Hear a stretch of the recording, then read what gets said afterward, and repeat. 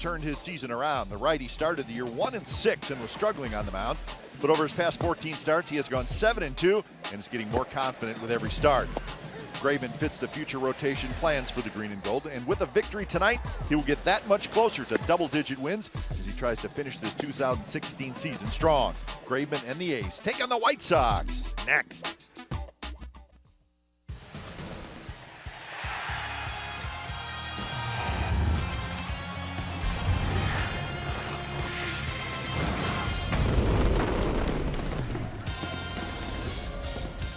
We are in the south side of Chicago at U.S. Cellular Field to face the White Sox. So it is a weekend in Chicago. Nothing wrong with that. Kendall Graveman will try to pick up his 9th win of the year. It's the first of 3. It's the A's and the White Sox coming up on CSN California.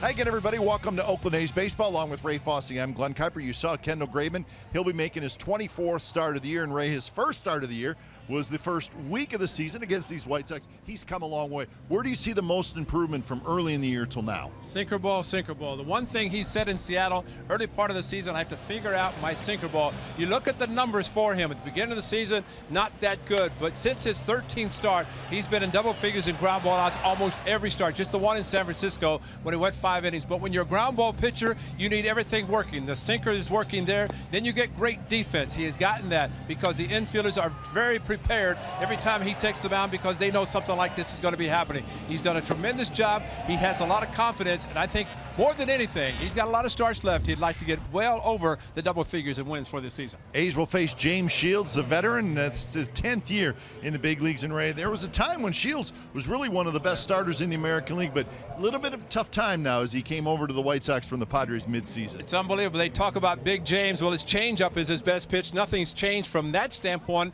When the A's saw him with the Kansas City Royals, remember the play-in game in 2014. He was the starting pitcher, signed with the Padres. The White Sox got him to help them win. He has not done that. You look at his record. Overall, he's lost 14 games between the Padres and the White Sox. They have him for a couple of years. We'll see what happens, but he has to get back to where he was when he's with the Royals. All right, so our first look at the Chicago White Sox since the first week of the season. They have made a lot of changes, and so have the Athletics. Up next, we will check in with the A's pregame live studios, and then back to Chicago for the A's and the White Sox, so stick around.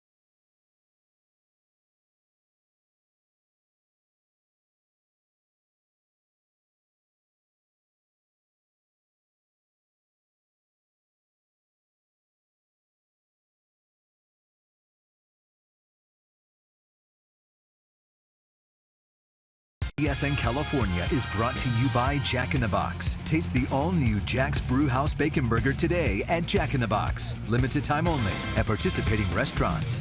By Toyota.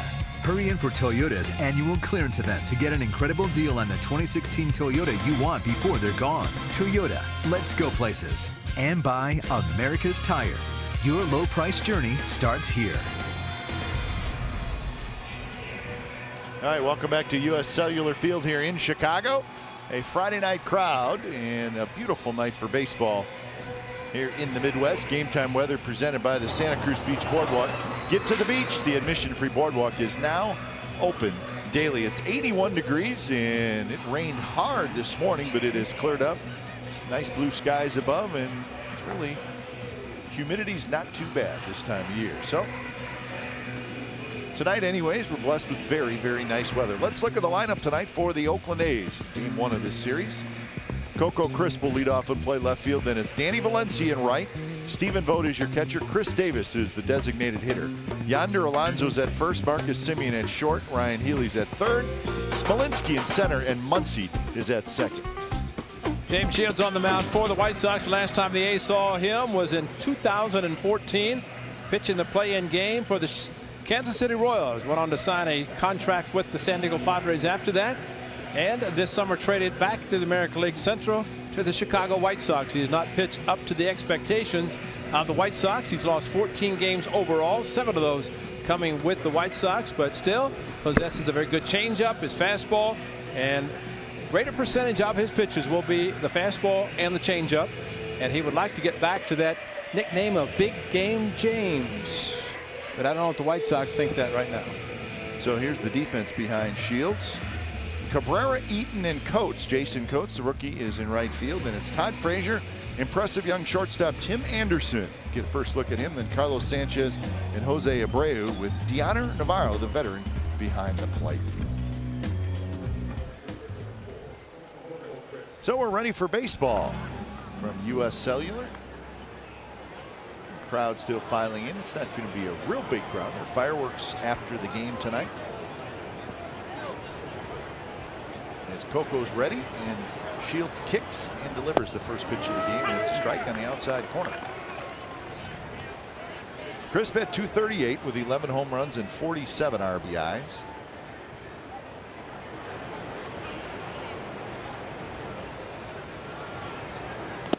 Couple of hits in 9 at-bats in that series against the Texas Rangers. Umpires tonight. That is Carlos Torres calling balls and strikes. Sam Holbrook's at first. Crew chief Jerry Davis at second. Rob Drake is at third. So there you have it. White Sox sporting the black tops tonight. Shields backhands it, throws it to first, and Coco Crisp is out, and that's the first out of the ball game. And the first pitch of the game, then the lower part of the strike zone, and Coco Crisp ended up swinging at a pitch possibly out of the strike zone in the 1-1. But Shields, when he is at his best, will keep the ball down, be a ground ball pitcher, and we'll see if that turns out to be the case tonight. So that'll bring up Danny Valencia. His fastball is a 2-4 seam, so he's had some sink with his fastball. But the changeup, when he was in his prime, was his best pitch. As we said in our open, there was a time not that long ago. James Shields, I think you could probably put him in the top 10 in starting pitchers in the American League. He's always been a workhorse. He had some terrific years with the Rays and then with the Royals. Had a very fine career. White Sox are just hoping that at the age of 34 he still has something left. Since 2010, the most starts. No surprise, the most innings, complete games, and 89 wins. Again, that's since 2010. He has a career 132 wins.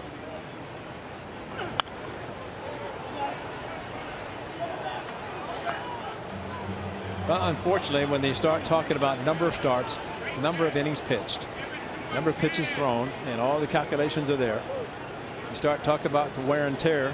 It's Robin Ventura, 5th season with the White Sox. They just came in from Cleveland last night. Steve Stone said they barely got out of Cleveland.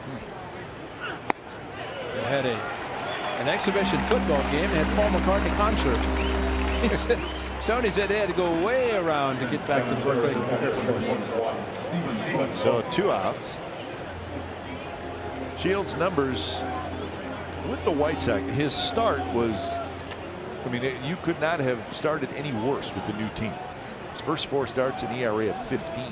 Then he got better, but his last 3 starts, he's allowed 21 runs in 9 1/3 innings. So at the beginning for him in Chicago, you almost felt bad for him because you knew he was still a decent pitcher. And I'm sure the White Sox were hoping that traded back to the American League, especially in the Central where he pitched so well for the Royals, that would help him coming back here.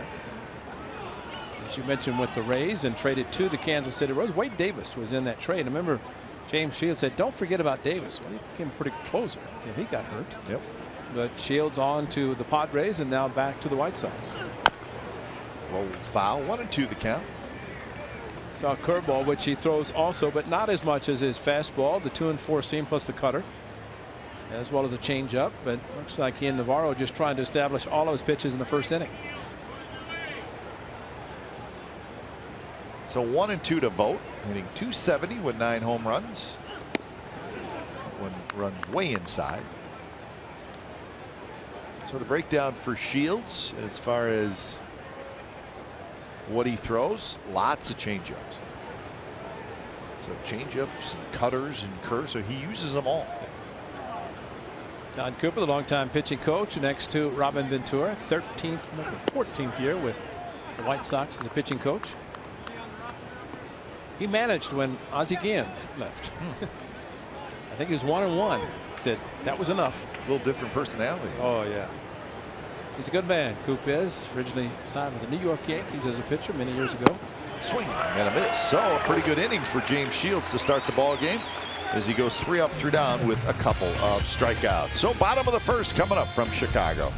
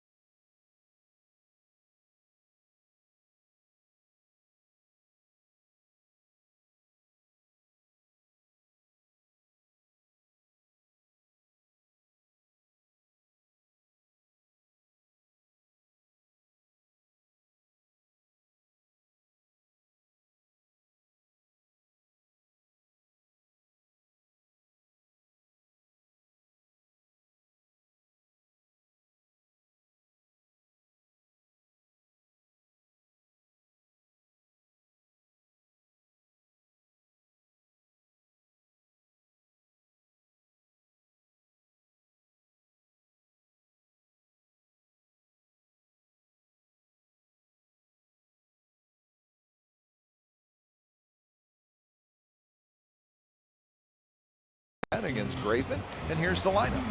Adam Eaton in center, Tim Anderson at short, then Melky Cabrera, Jose Abreu, Justin Morneau, Todd Frazier, your power hitters. Deanna Navarro, Jason Coates, Carlos Sanchez round out the Chicago White Sox starting lineup. And Kendall Graveman, his second start against the Sox. First one came in the 4th game of the season. He was recovering from the flu in that first start of 2016, the 4th start, or the 4th game for the Athletics. Tonight he's making his 24th in a very good season for the right-hander of the Athletics, and he'd like to do what he did in the early part of the game, and that's record a lot of ground ball outs against the White Sox. In fact, he also broke 4 bats. Remember that early part of the game, he had 8 ground ball outs in the first 4 innings. But when you're suffering from the flu, and then all of a sudden it catches up and caught up with him in the 6th inning. Matt Latos was the pitcher that day. So that was game 4 of the season, right? Yes, it was. It was the Thursday day game. Yeah, Sonny Gray pitched the 3rd game. As we mentioned in the open, he had a little food poisoning, so he missed the opener. against Chris Sale. White Sox won the first 3. Seems like a long time ago, maybe because it was. Let's see, about 118 games ago. Outside to Eaton, 3-1. Speedy Adam Eaton having a good season, 276, 11 homers, and 45 RBI. He's got 19 doubles. He's got 7 triples. And he's got 12 stolen bases. And a lot of assists in the outfield. Okay. The one thing, you say you come to the park every day, you might see something you've never seen before. I don't think we've ever seen first pitch of a game of the regular season beginning hit pitched. That's right. When Rich Hill hit Eaton in the right elbow, nobody could believe it. Oh, wow. Strike 3 called as Eaton flipped the bat. He thought he was headed to first with a walk. But it was inside. I'm glad he called it because the umpire, Carlos Torres, has called the low. He's called the high. Watch this ball come back at the 2-seamer. And he's backing off because he knew he couldn't handle the pitch inside. But it was belt high. And it was on the plate. And he acted like it was going to hit him. But instead it came back to the strike zone. And probably a little bit upset that he didn't get the pitch outside that he was looking for. So here's our first look at the young shortstop, Tim Anderson. He's been considered the White Sox top prospect for a while now, and he is in the big leagues and doing well. Taps to Graveman there for the second out. That time now for the Nissan keys of the game. Of course, the biggest thing is for the Athletics to end their losing streak, and they hope to do that with this starting pitcher. But the A's have lost 5 in a row. And for Kendall Graveman, he wants to keep getting the ground ball outs. He just got one off the bat of Anderson, a strikeout with the first batter. But really, this all could come into play tonight. The A's could end their losing streak. Kendall Graveman gets the ground ball outs, gets the victory. He's scoring some runs, and the A's can win their first game on this trip. Inside corner strike to Melky Cabrera, hitting .295, 9 home runs, 54 RBIs.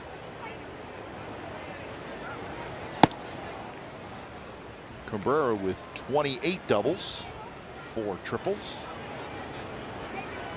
So he's having a decent year for the White Sox. Rounds that one towards short. It's a tricky hop. Simeon grabs it, and both pitchers have 3 up, 3 down. First inning. Second inning coming up. No score.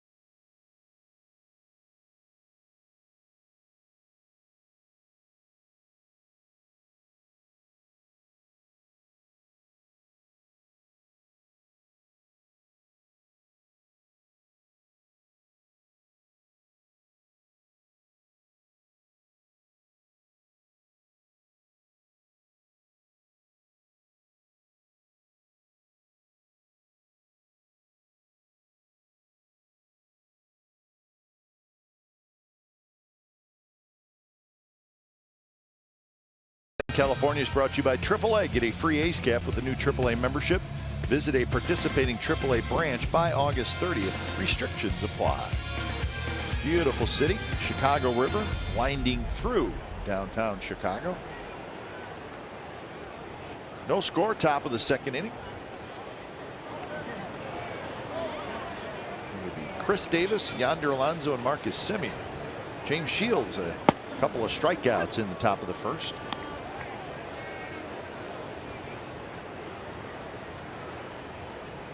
.30 homers, 75 RBIs for Davis.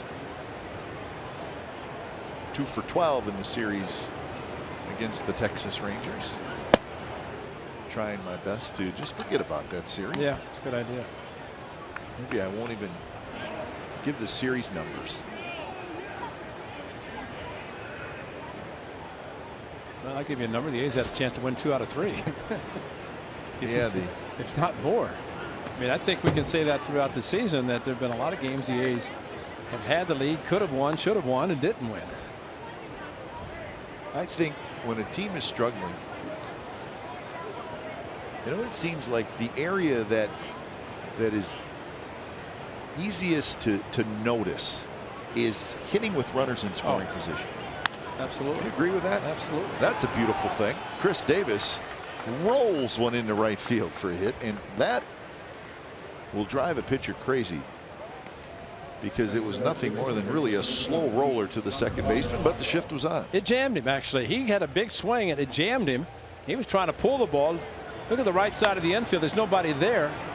And that's a routine ground ball to the second baseman Sanchez, but he's playing behind second. And let's see, James Shields said, did I face him in Milwaukee with the Brewers? But that was that look. And now Lucas Harrell the other night started for the Rangers, only went 2 innings and came out with a groin injury. Okay, if you remember that game in Houston when Seth Smith bunted against the shift in the second inning, 6 runs later, 6 hits, he's out of the game. And that same look as James Shields just had, if not worse, because he was very upset. So here's Alonso, who takes a bit low, 1-0. What was the final total? 2 for 27 with runners in scoring position. It just seems like that's what you remember most when you struggle in a series and you lose all 3 games.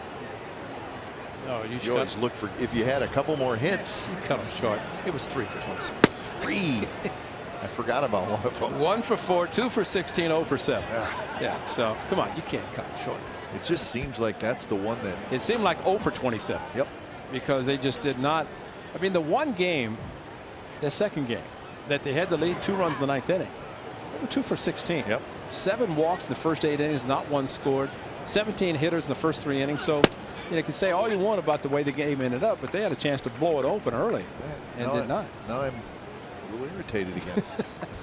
My own fault, self-inflicted. Yeah, I brought it up. I'm sorry.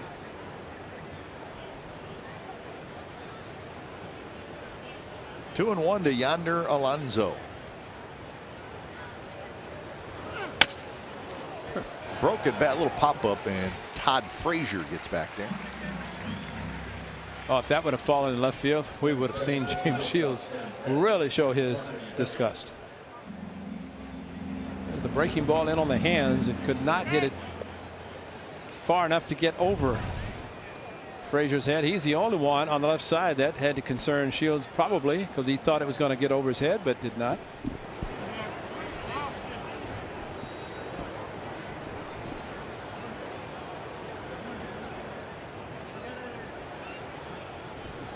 James Shields just turned around to look to see who was going to be covering if a ball is hit back to him on a possible double play and a throw to second.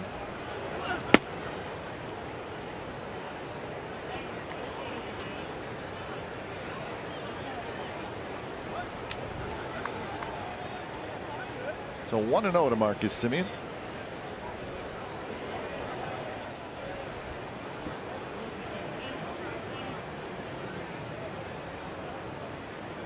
Pretty good lead for Chris Davis.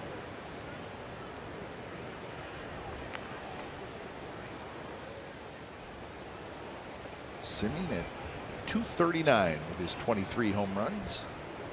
30 for the guy at first base, so that's pretty good production between Chris Davis and Marcus Semien. Semien at shortstop with the 23 home runs with a lot of games remaining.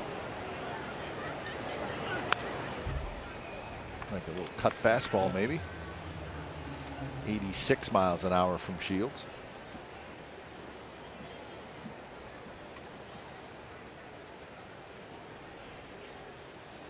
Ryan Healy waits in the on-deck circle.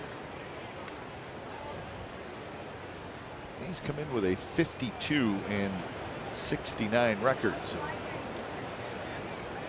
they need to get back on a good stretch. 5-game losing streak. Their season high is 7-game losing streak. They don't want to get close to that. They're 24-34 on the road. Now this is game 122, which means 40 remaining after tonight. And there's a lot of things going to happen in 40 games, especially from the team standpoint, individual standpoint. And as we constantly talk about, the experience the players can gain the last 40 games going into the offseason.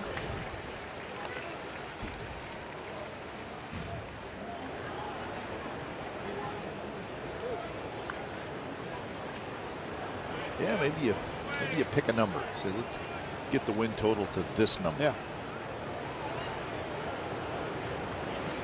Well, of the 40 remaining, you don't want 31, which is 100 on the L column. No, you don't want that. So, well, you figure let's just say you win tonight. That gives you 53 wins, and then you have 40 games left. If you go 25-15. I mean, it's not the number you want at the end of the year, but I'd say if the A's got that close to 500, they would have played well in the back end of the schedule.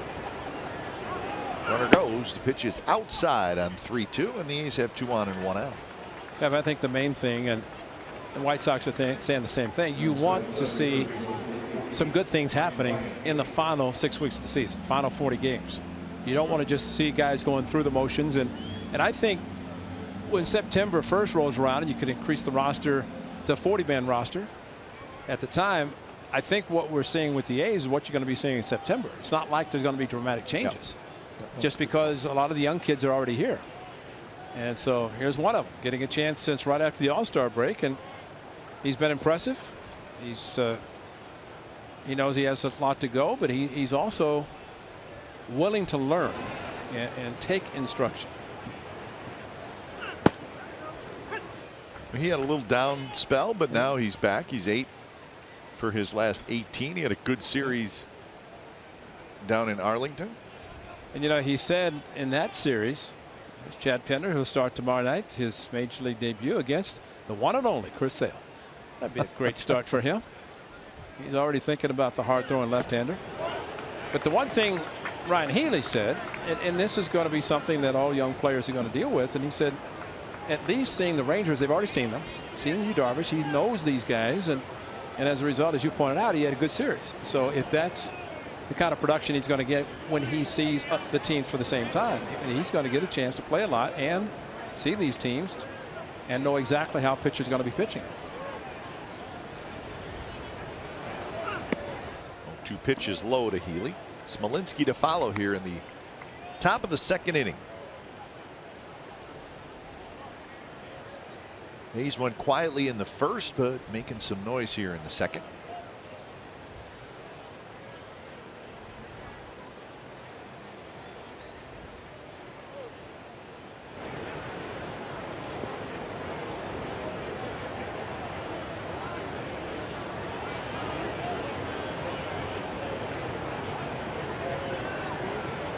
Whole host of signs by Deanna Navarro.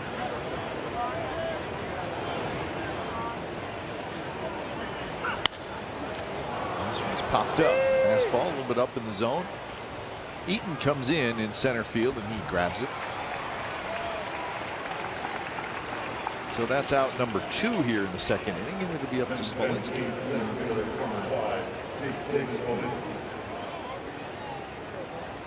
Smolinski had a home run in the series in Texas. It was his only hit in that series.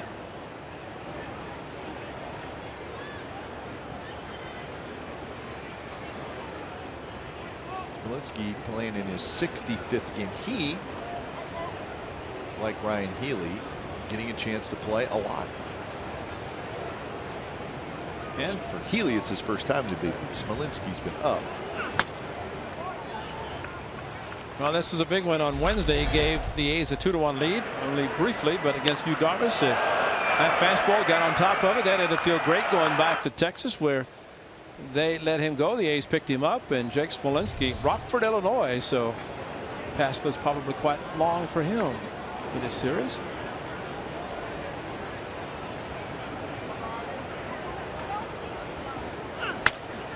Up the middle, off of Shields toward Anderson, who cannot pick it up clean. Going to have a very tough time getting Smolinski. So see if Shields is okay. It'll be a base hit. Saved a run. Looked like the ball was going to center field. Hit hard right back up the middle, and they were not shifting him. Look at the middle. Look at the ball right back up, and pretty good chance that Sanchez was not going to get it. Deflected over to the shortstop, but that might have cost the A's a run. Sanchez going over, the ball hit very hard off the body of Shields, and then turned over to Anderson. There was no chance for him to throw out anybody, although he's made some pretty impressive plays so far. So now a big chance for Muncy with the bases loaded and 2 outs. Muncy had 211, a couple of home runs. Simeon Davis at third, Simeon at second, Smolinski at first. A little bit outside of Muncy.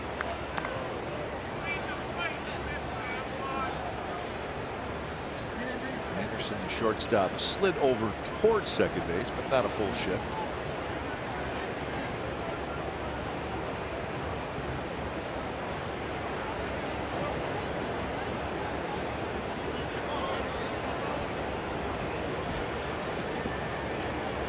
Chuckling because of an article in the paper about the pace of the game and how to speed it up, and what some suggestions as to what might be done. Don't watch this one. Well, Shields is very slow on the mound. He takes his time. But what I was just thinking, going seeing with a runner at second, and Navarro going through all the signs, a new rule: the runner at second has to close his eyes. Or you're give one sign. You're only allowed to give one sign. Yeah, but if that he shakes it off, then you can give another one. Let's see how many signs he gives. 1, 2, 3, 4, 5, 6. Yeah, he liked it. There's only one that counted. Probably the second sign with a runner on second. That's and now usually, it's 3-0. That's usually the sign that matters. It's kind of universal. But a dangerous pickoff attempt by Navarro with Davis. That's a second sign. One was a fastball. See how he went through it? That last 3. That one right in there for a strike. So 3-1. Now, if you watch him, and it's kind of obvious if he goes 2, 1, and 3, 4, 5. That's true. He's not the first or the worried second. about the last. No, the last 3, it doesn't matter. 3-1 pitch is in for a strike. 3-2. Well, maybe he didn't want to, but she's going to have to throw 3 strikes. And right now is where Muncy has to be somewhat patient, but yet aggressive. On the 3-1, it was a fastball, lower part of the strike zone, but ninth place hitter realized that Torres is calling that pitch. Just missed outside, and Muncy takes the walk. Davis comes in to score, and the A's lead 1-0. A 3-2 close cut, pitch. fastball, slider, cutter. But so he goes 5 fastballs, all ball 3 miss, 2 strikes, and it goes the breaking ball. And I think one of the things in baseball now that says it right there. You got a good changeup, you got a good fastball, sinker, challenge somebody. Yeah. You know, go with a breaking ball. You're hoping that it's a strike because you're going to fool the hitter, and more times than not, you're going to fool him to the point that it has to be a called strike. Strike to Coco Crisp. So Muncy gets his 5th RBI.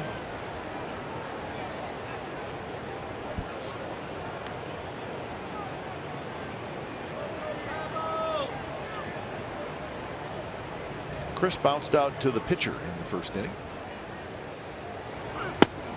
And a quick 0-2. And Coco knows that is a good pitch to hit.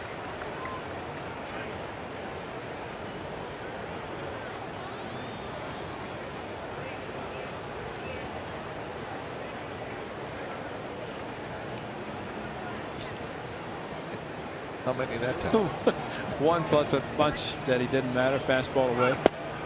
And that one right on the corner. Strike 3 call.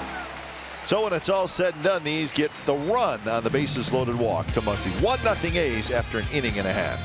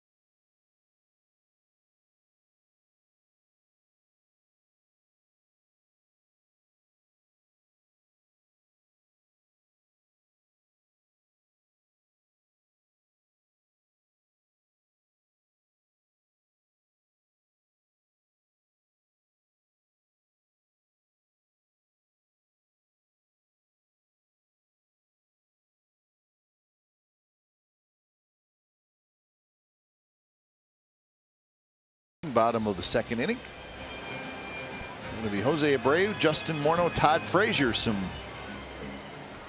big power hitters for the White Sox.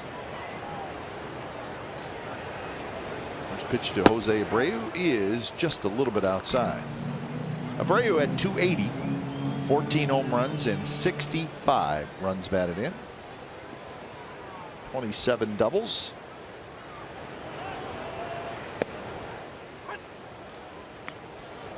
Hard to say that those numbers are off.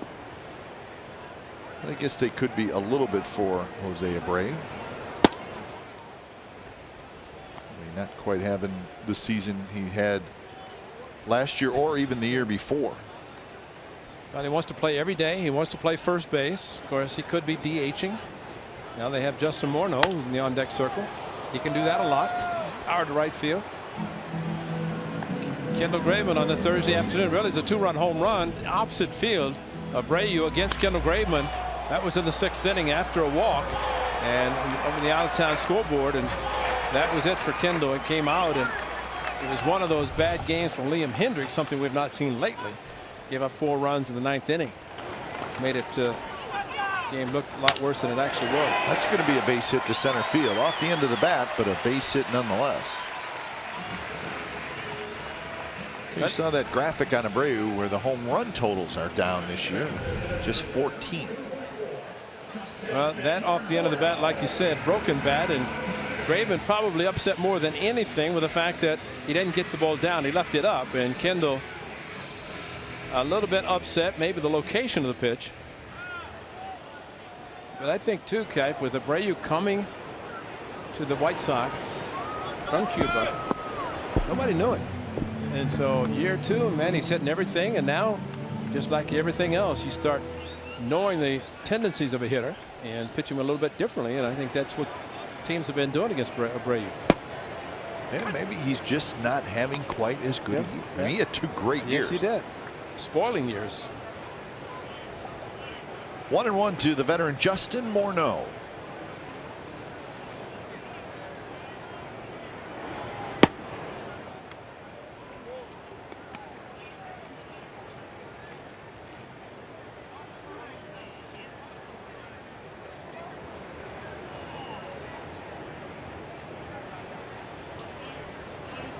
Morneau rolls it foul. Justin Morneau was signed by the White Sox in June. He had some terrific seasons in his career. Well, he's an MVP, right, in the American League. Exactly. The M&M boys, Maurer and Morneau. First base and catching, and Justin said, unfortunately for Joe Mauer, one of the best catchers in baseball, that he could be a double play. It is a double play. So Muncy grabbed it. He had time to get it to first.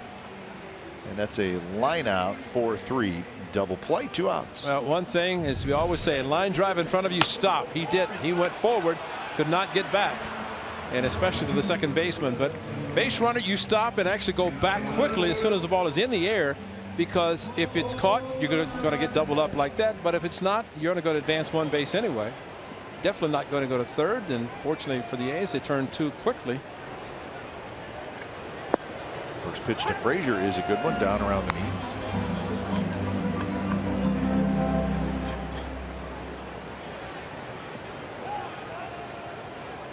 Frazier has 31 home runs, 74 RBIs, but a 208 batting average. How does that happen?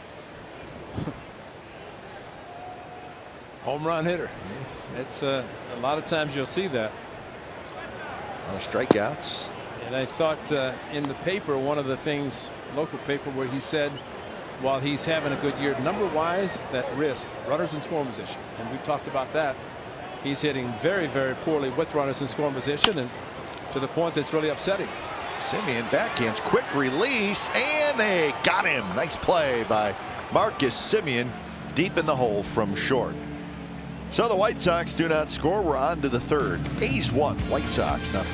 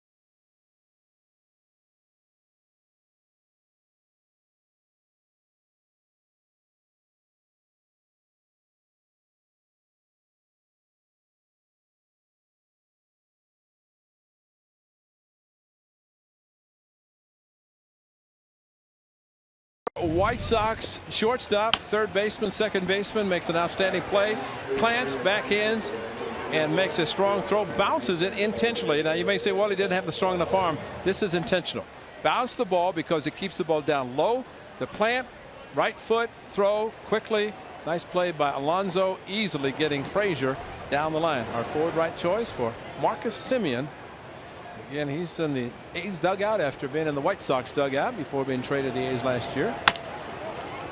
Up the middle by Valencia, and even though the shift was on, Carlos Sanchez could not get it. So Valencia on the first pitch has a leadoff single here in the third. Elevated pitch, maybe a little cutter at Valencia. Outside part of the plate, it was the cutter, and it was about, well, it's a bell tie, and that's how hard it was hit. And balls hit past an infielder that hard, even with a shift, it's definitely gets through there. If you look at last inning, about a walk beat the base hit beat the shift, a walk to Semien, a base hit off of the pitcher, a walk on a 3-2 slider, and we went to break. But James Shields, he was not happy. He was not happy. Could not figure, without really knowing, whether he was upset with the shift, upset with the 3-2 breaking ball. But it was not a pretty inning for him. Probably a combination of everything. Everything, right. Some pitchers definitely don't like the shift when they're pitching, and maybe we're looking at one now in Shields. Vogt struck out in the first inning, and that pitch just missed, and it's 2-0. And there's the changeup. That's a good changeup. But if he starts throwing it towards the middle of the plate, then it kind of veers away from the left-hander. That's when it's a good pitch. Chris Davis in the on-deck circle.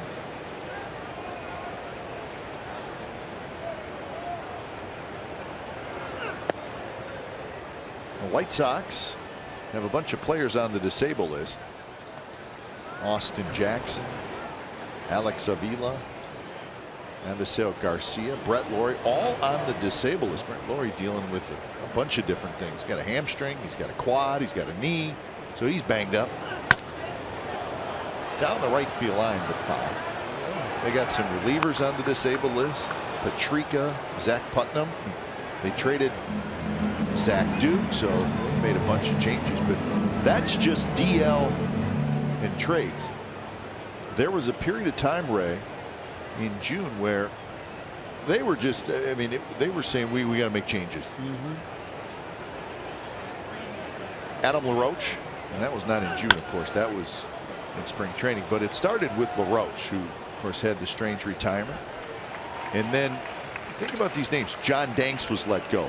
Matt Latos was let go. Jimmy Rollins was let go. They just said, we got to move on. That's right.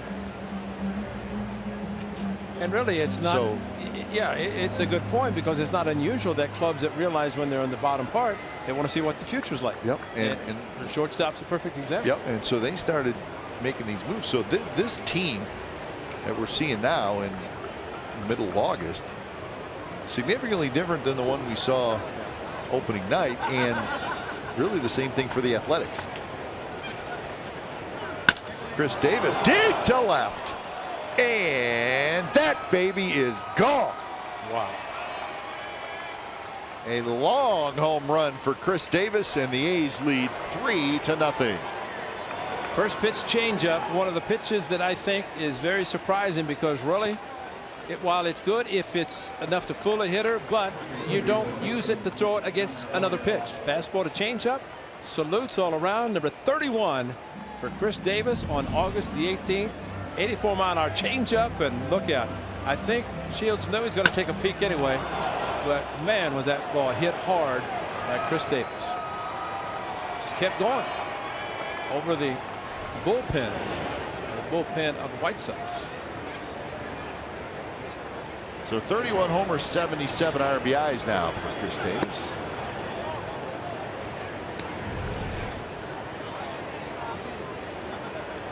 Oh, hit way up there and then so came down. Yeah, it hit the Xfinity sign and then bounced down. I didn't think it went that far. Of course, the left fielder Melky Cabrera really never moved.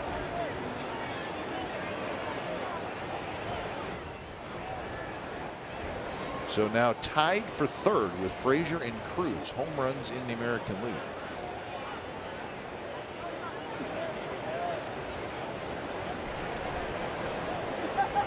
loud.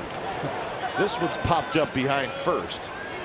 And has a chance to fall. And no. Carlos Sanchez, right at the last second, reached out to make the catch. So that's a very nice play. A very nice play, especially going down the line with the wind. The wind has picked up.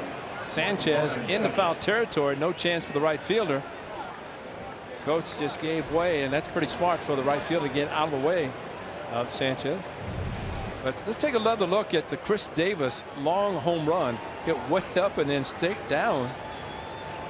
Hit the W on the wheel change and then straight down. So when you hit an 84-mile-an-hour changeup, you're providing your own power. Well, the White Sox say it went 417 feet. I think it went a little further than that. I mean, yeah, there's a great shot. Just look. So the will, you hit the W and the will. And that's above the seats, above the bleacher seats. So I think Chavez hit one on the concourse walkway in right field. That's right. It went over by the ice cream thing back there. It said it's about 340 feet. Yeah, right. Because it's a visiting player. Home player, farthest ball ever hit at USL. Simeon shoots it foul into the upper deck. 1-2. But if you have a power hitter like Chris Davis, there's the right field up on the concourse, and that's from a left-handed standpoint. But if you hit a fastball that's say 93, 94, 5, and it goes that distance, that's one thing. But you're taking 84, and you're providing all of your power to hit it that far. Nice play by Frazier, and they just get Simeon by a half a step. Check out this home run again by Chris Davis, his 31st of the year, and it was a long one, folks. It gives the A's a 3-0 lead.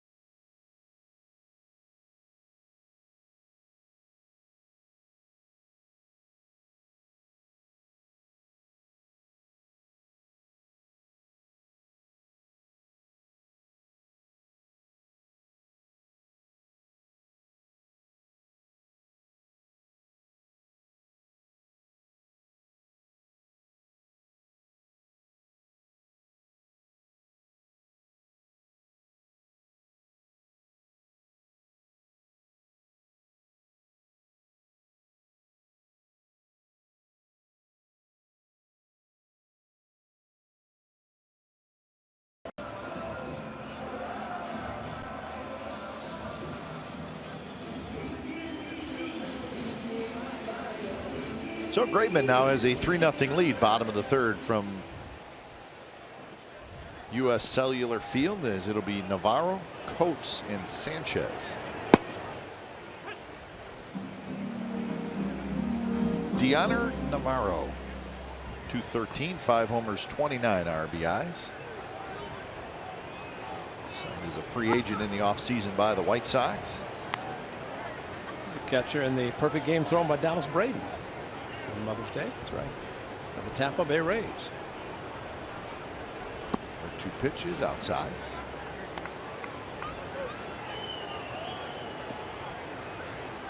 Graveman giving up 1 hit in the first 2 innings. That was erased on a line-out double play. Shallow center. Smolinski into left center, and he tracks it down. All right, Ray, so remember we were talking about the changes. Now, this is the opening night lineups for both the A's and the White Sox. Remember, they squared off at the Coliseum on the 4th of April. So look at the White Sox. Yeah. April 4th lineup, the lineup tonight. Rollins gone. Yeah. Garcia DL, Laurie DL, Navarro's in there, Jackson DL. And for the look tonight, you know, Yeah. Anderson.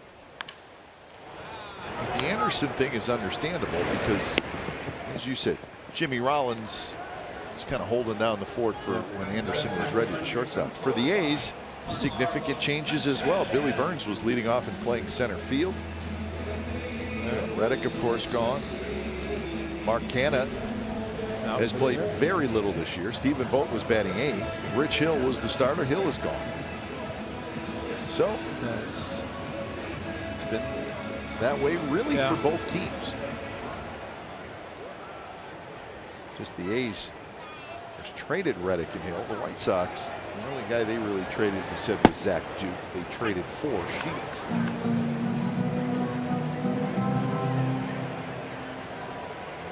The White Sox got off to that terrific start. They were 17-8 in the month of April. Yeah, and they looked great. And then they won their first couple games in the month of May, and they were rolling along. But they have not had a winning month since then. Yeah, you go 23-10, and then what, 33-53. That's not. It's not going to work out for you. And Robin Ventura, just, you know, again, as I mentioned in our open, where he said we don't win the games like they won in Oakland last year. Well, they just fell off the face of the earth after that 4-game series. They were 11-17 in the month of May, and that sort of eliminated all the good work they did in April. Well, you saw Austin Jackson. Jackson was a center fielder to start the season, and the first couple of games he signed late with the White Sox. Eaton was in right field. Brady, of course, there. But you know, it's been forgotten, but you know, you look at the roster of the White Sox. Adam LaRoche is still there, voluntarily retired. You know, you put guys on there, and you know, but that could have been something that happened in spring training and just carried over. Swing and a miss by Sanchez. Side is retired. Good inning for Graveman. So it's 3-0 A's after 3.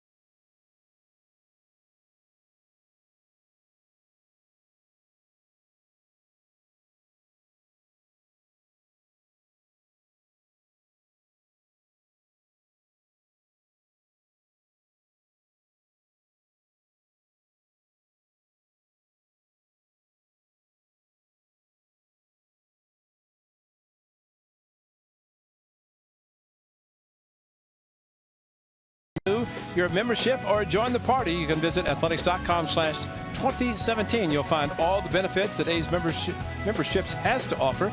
That's including early bird incentives, exclusive experiences, half-price parking, a flexible ticket exchange program, and more. You can even lock in your 2017 seating location. You can visit athletics.com/2017. Join the party today. Shields quickly back to work, and first pitch swinging Ryan Healy drops one into right center field for a leadoff single. So for the 3rd inning in a row, the A's have a leadoff single. And it's worked in the other 2 times they both scored. Well, Ryan Healy looking at Mike Aldrete, kind of that look. Well, I'll take it. Well, it's off the end of the bat, little cut fastball. But for Healy, we have seen him hit bullets to right center. I think the biggest thing for him in his first season, don't ever look at your hand when you hit a ball off the end of the bat. Don't ever let anybody know that it stung your hand. But he uses the whole field. I think that's what makes him a good player, especially in his just, first month and a half of his major league career. Or just about a month.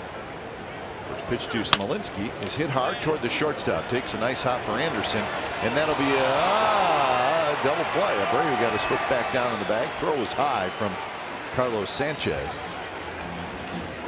So 6-4-3 on the double play, and just like that, 2 outs. Well, he hit it hard, but the old Adam ball right to the shortstop, and should have been a lot easier than when Sanchez made it. As getting down was Healy to make sure he didn't get hit in the midsection. Sanchez coming back, actually pushed off the bag, had plenty of time, but made a high throw. The big boy, though, at first base, got up, got the foot down in time. There's Muncy. Muncy had a bases loaded walk in the second inning. Took a very close pitch. Shields was hoping for it. Carlos Torres said no, it was outside, and the A's had a run.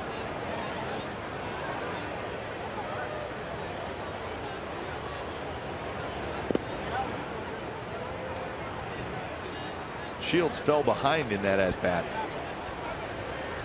To Muncy. 3 balls, no strikes, and then he threw 2 strikes, got back in it, and then threw a 3-2 cut fastball, breaking ball. 2-1.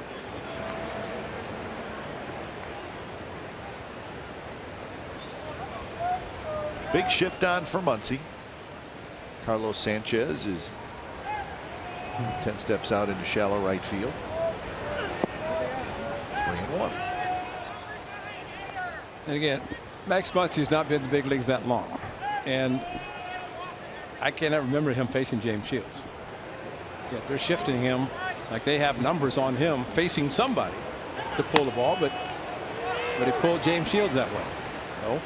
Melky Cabrera is going to get there, and that'll do it. So the double play helps James Shields. Bottom of the 4th coming up. A's 3, White Sox nothing.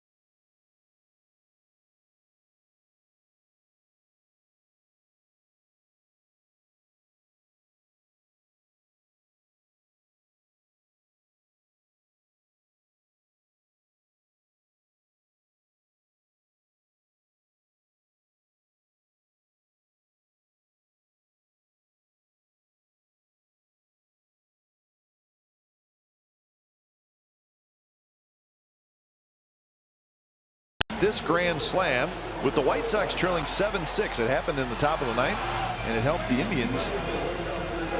It helped beat the Indians 10-7 in Cleveland. Now, it was the only second time in the season that a major league player hit a grand slam in the 9th inning or later, which turned a deficit into a lead. The other guy to do it was Chris Davis on May 17th. That was when he hit the walk-off grand slam in the 9th inning against the Texas Rangers. His 3rd home run of the game. That was a good night. Yes, it was.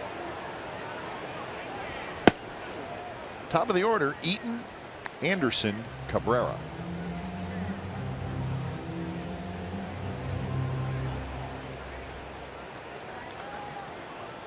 Eaton struck out looking in his First at bat. Hits this one fairly well to left field, but room for Coco Crisp to get back right near the warning track. So 1 out here in the 4th. And that'll bring up the youngster Tim Anderson. We mentioned his name a couple times. The White Sox had Jimmy Rollins to start the season, and they were keeping a close eye on Anderson, knowing that at some point he was going to be the White Sox regular shortstop, and that happened in the month of June. Goes after the first pitch, taps it to Graveman, and Graveman takes care of Anderson. 2 outs. Just like he did in the first inning. Little cut fastball off the end of the bat. He swung at the 0-1 pitch in the first. This time the first pitch, and it's the same result. So 3rd time up, throw him a cutter again. See if he makes an adjustment. If not, maybe another tapper back from out. Semien was a shortstop who actually didn't play that much at short because Alexi Ramirez, he played 2nd and 3rd when we came in 2014, and then traded to the Athletics and proved dramatically as a shortstop for the A's, thanks in large part to the work he's put in with Ron Washington. Melky Cabrera grounded out to the shortstop in the first inning. Good pitch. And Graveman looked sharp tonight. 7 in a row retired.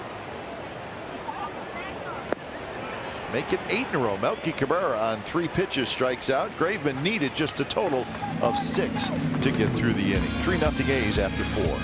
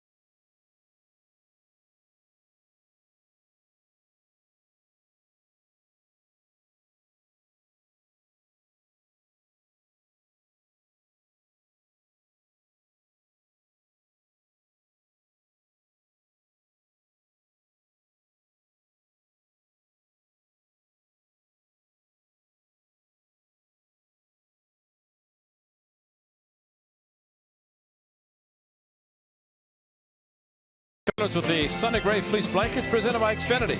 Monday, September the 5th, you can be one of 15,000 fans to take home this green and gold fleece blanket before the A's 1:05 p.m. Labor Day matinee against the Los Angeles Angels. Get your tickets now at athletics.com/tickets. Another Sunny Gray great giveaway. The Sunny Gray Sunshade given away last Sunday. You got, so, you know. Yeah, I got one. Use it yet? Well, we left right after, so I didn't have time to pull it out of the box and pull it out of the wrapper. Should put it in the car in the airport. Yeah.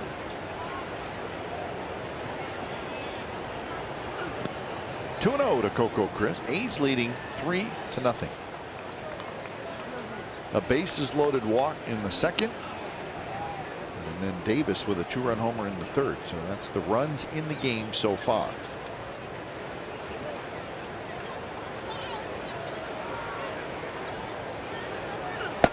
Coco taking all the way on 2-0, and it's in for a strike. Coco has grounded out, and he has struck out.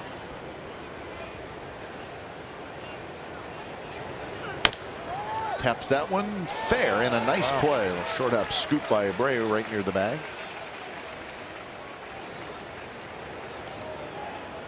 Well, if that ball had taken any kind of a hop down the line, but Abreu charged it maybe so he could get the good hop, and he made a very good play to his left.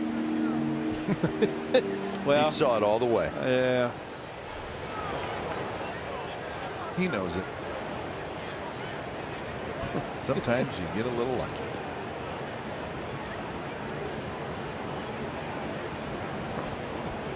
So Danny Valencia steps in. He's 1 for 2.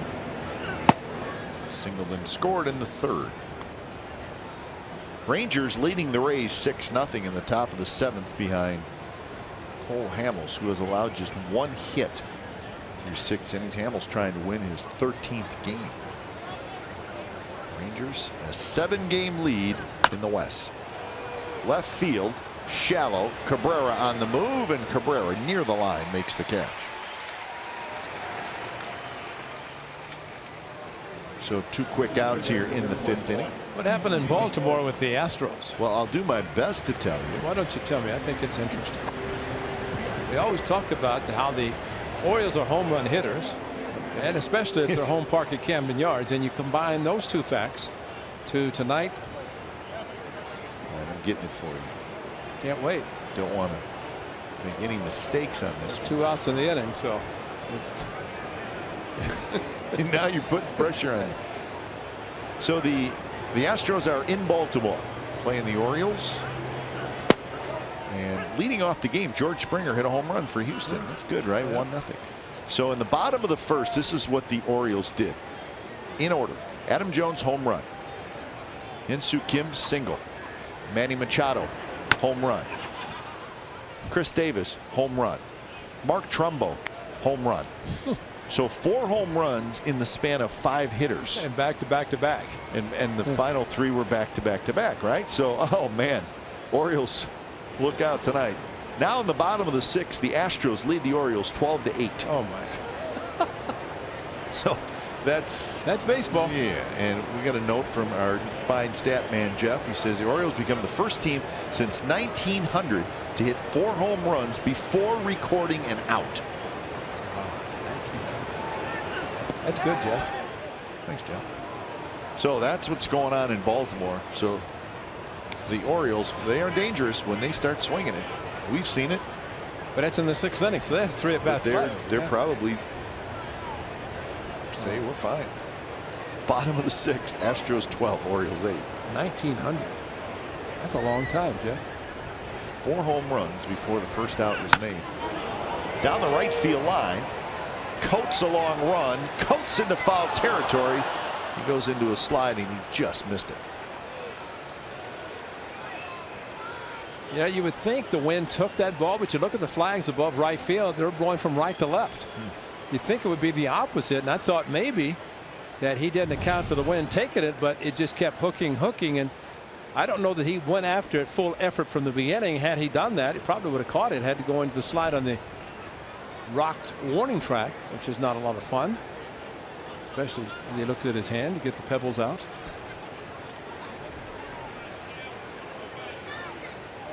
So 1 and 2 to vote.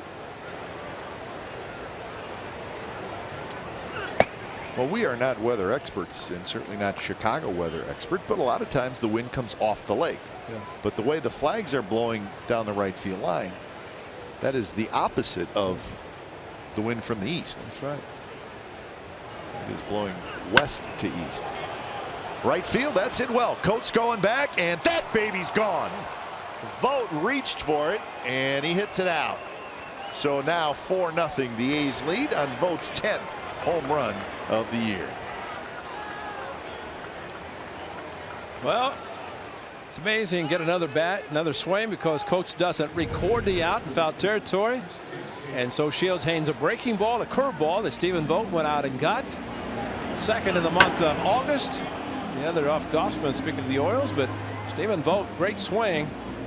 And good to see that swing off of the curveball, because like Chris Davis, you get a curveball, not the real good fastball velocity wise, you're providing your own power. And Vogt did it like this man, Chris Davis. First pitch to Davis is his strike. So much for the changeups. So for Shields now, He has allowed 28 home runs in 137 innings. That's a huge amount. Fair.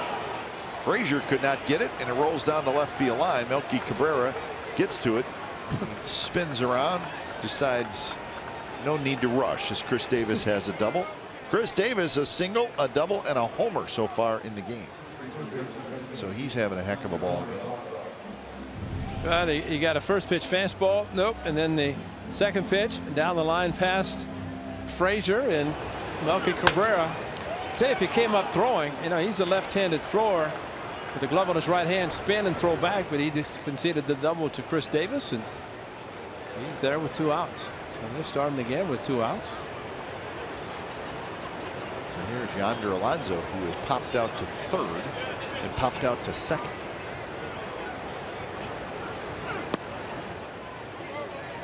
Brewers and the Mariners will play an interleague series starting tonight in Seattle, and the Yankees will be in Anaheim to take on the Angels. Tanaka and Weaver matchup there.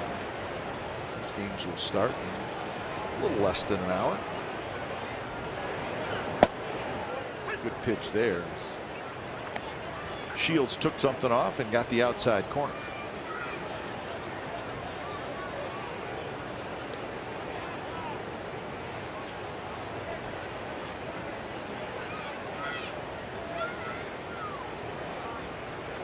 Davis not really being held at second base, and that one's belted to right field, and that baby's gone. 6-0 A's lead as they're swinging it tonight. And Don Cooper on the phone quickly, and again this coming with 2 outs after a very quick inning last inning for James Shields. Hanging breaking ball, and kind of, if there's one thing that's happening is this. That ball is just flipping up there, not doing a thing except staying, and this ball is crushed by Yonder Alonso. Listen, gone.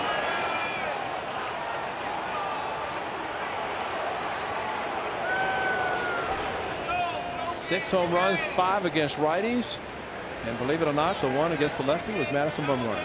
Other than that, Yonder Alonso, his biggest was the walk-off. Pat Neshek at the Coliseum, of course, against the Astros.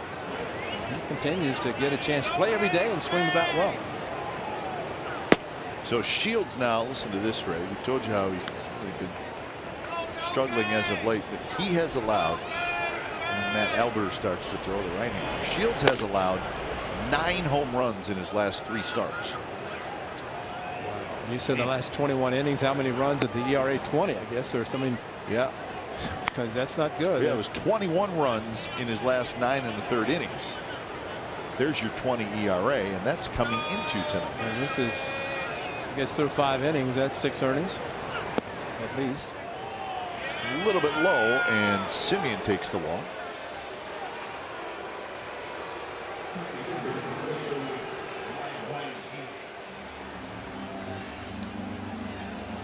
Eight starts with 6 or more runs allowed. That's Don Cooper, the pitching coach. And you know, you think of Shields, and not long ago, but when he was with the Rays, that's when he was at his best. He was pretty good with the Rays, but it was a power changeup. And I know that sounds like an oxymoron, but it was a strikeout changeup, and he would throw it a lot, and he would strike a lot of guys out with it. Yeah, you don't see that pitch anymore. Yeah, because you're right. It's not, and he's trying to use his cutter, trying to use his fastball, and it's just not working for him. When you leave pitches up like that, major league hitter's going to crush them, and we've seen it tonight. And he threw pretty hard. He's not throwing nearly as hard. But that's the differential. And I think that's one of the biggest problems, Kipe, is that if you have a good fastball, you want about 8 to 10, 12 miles an hour difference in the changeup. It's the same delivery, but he doesn't have that anymore. And by the way, that conversation. The conversation was Shields to Navarro about the 3-0 pitch. I mean, you're giving up 6 earnings and you're worried about a 3-0 pitch. Was it down to the walk to Marcus Simeon? Strike on the outside corner to Healy, and all this with 2 outs. That's an 89-mile-an-hour fastball. And, you know, you're looking at 89, the changeup. Ideally, he's got to be in the 70s, and he's not there. And he was 93, 94 with the Rays.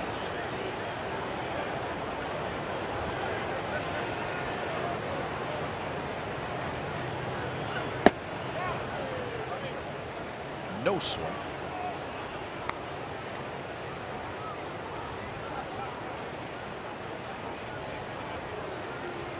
Highest opponent's average versus the Cardinals. 383.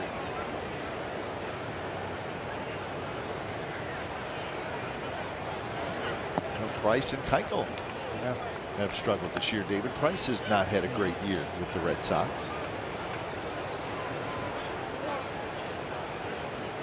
The two guys that have major opt-outs in their contract, David Price, Jason Hayward with the Cubs. Probably neither one would take their opt-outs. I think they'll stay right where they are with the big mega contracts. The opt-outs are about as one-dimensional as you can get. They favor only one guy. Only one player. That's right. And it's the player. Yeah, it's a win-win. Oh, man. If you do great, you get more. If you do poorly, you got great. You get a lot anyway. That's exactly right.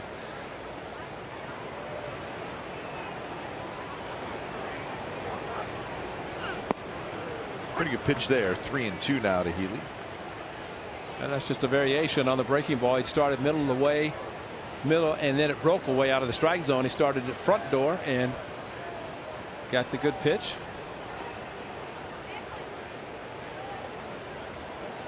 So 3-2, 2 outs. Semien will be moving. Pitch number 90 coming up from Shields.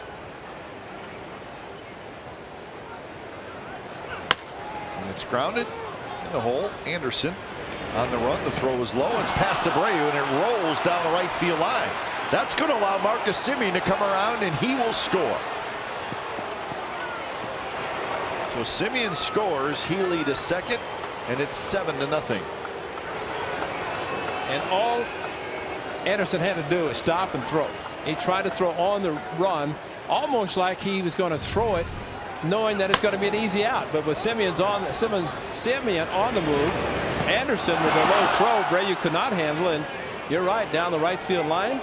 But there's stop and throw, and he didn't do it. And on this error and run scoring, James Shields is going to come out of the game. But it was he who walked Semien on 4 pitches and went to 3-2 on Healy. See where Healy was, and that means that Anderson, the shortstop, had plenty of time to stop and throw.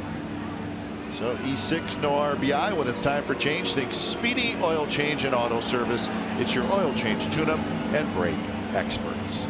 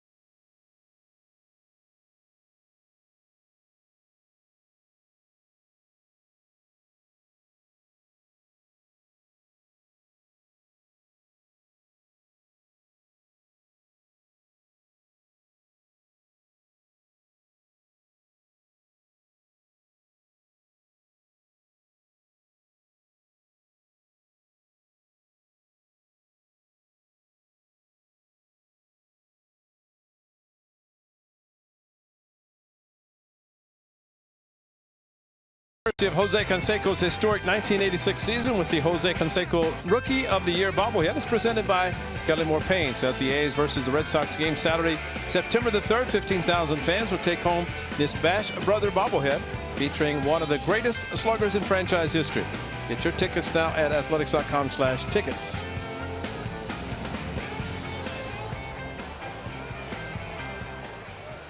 So James Shields, 4 2/3 innings, 8 hits, 7 runs, 6 earned.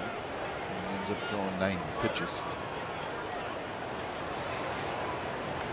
So it's Matt Albers, veteran right-hander. Kicks and deals a strike to Jake Smolinski. Albers, 52nd appearance, 2-5, high ERA of 5.8. He's 33 years old. It's his 9th year in the big leagues and his 2nd year with the White Sox. He's been with Houston, Baltimore, Boston, Arizona, Cleveland, Houston again, and now with the White Sox. So he has bounced around, always been a reliever. A couple appearances against the A's early in the season, gave up nothing, strikeout, but again, what a difference 100+ games will do for two teams, really. A little more so for the White Sox, considering their start of 3-1, 23-10.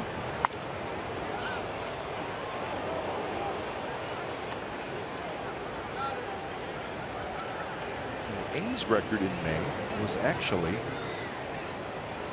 over 500. They were 13-12, so they got off to a decent start. But unfortunately, they have not had a winning month since then. 12-14 in July. 1-2 pitch, sinker down and in, and Smolinski strikes out. A's hit a pair of home runs. They get a total of 4 runs. Vogt homered, Alonso homered. 7-0. A's lead. Bottom of the 5th coming up.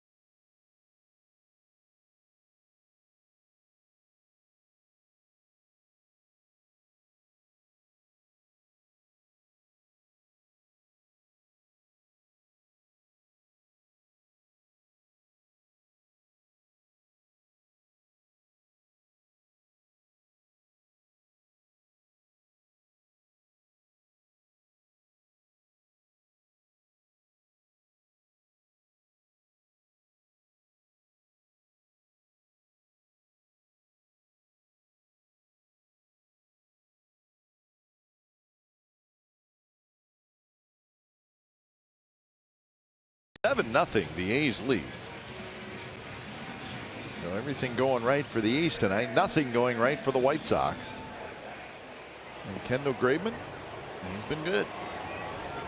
He's retired 8 in a row, and we're not saying he can cruise now, but the point is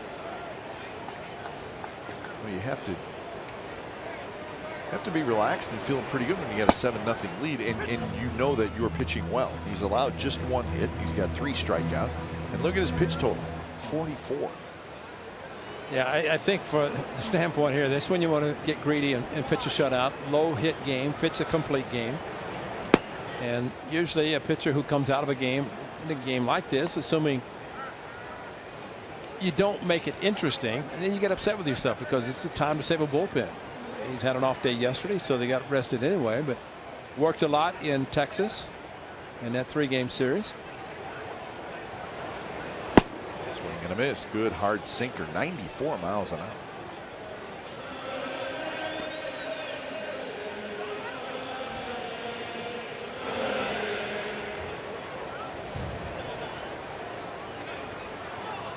Abreu had a base hit in the 2nd inning, so he has the only hit for the White Sox. And Graveman reaches out, grabs that one. He'll underhand to first, 1 away. A little more on Graveman. It's our greater coverage of baseball brought to you by T-Mobile. Check this out. This is interesting stuff. We've talked a lot about this. Fastball first pitch strike percentage. Remember, he struggled early, but look at the last 12 starts, up 12%. Pitch usage on first pitch of plate appearance, 80% last 12 starts compared to 54%. So it does all work together, but Morneau drives on the left. Is it just that simple, Ray, where he's using his fastball more and just getting ahead with his fastball by saying, here's a good sinker on the first pitch, and he's getting a strike? Well, you mentioned about Kendall Graveman and his success with the double figures and ground ball outs, and started with start number 13. This is what, his 24th tonight. But at that time, it's when Stephen Vogt went down to one knee and tried to give him a lower target. So combined with, like you said, with the first pitch fastball, a sinker, keeping the ball down, right there, you challenge. You know, and that's more I mean, that's not even his great sink. I mean, he's just throwing it for a strike. Exactly. Just get it over for a strike, and then go to the sinker, go to the slider, cutter. There it is. That's beautiful. Yep. Good pitching by Graveman right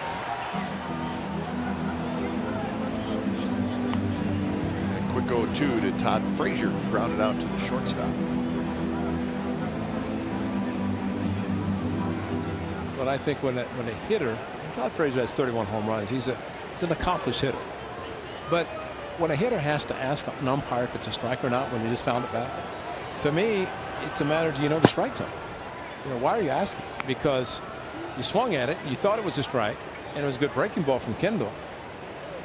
But I don't know. I'm just as surprised sometimes when guys do ask if it was a strike. Strike three call. A little delayed call by Carlos Torres. Good pitch by Graveman. So he has his 4th strikeout, and he has now retired 11 in a row.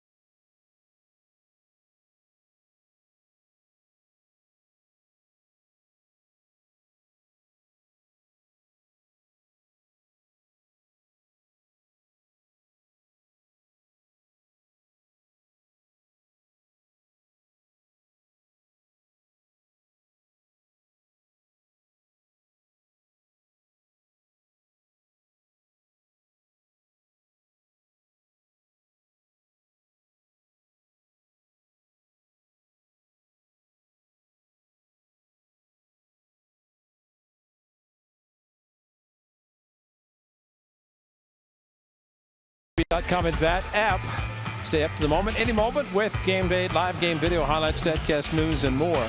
Download MLB.com at Bat, the #1 app for live baseball on your phone and your tablet. Well, that could be Clark Street or LaSalle Street or Rush, State. Could be any of these. 35th, South Side. No. Hope not. I did the Riverwalk today, so I know those streets. So I'm acting like I've always known them, but I haven't. Fool me. Top of the 6th inning, Muncy, Crisp, and Valencia. Matt Albers relieving Shields, who went 4 2/3 innings.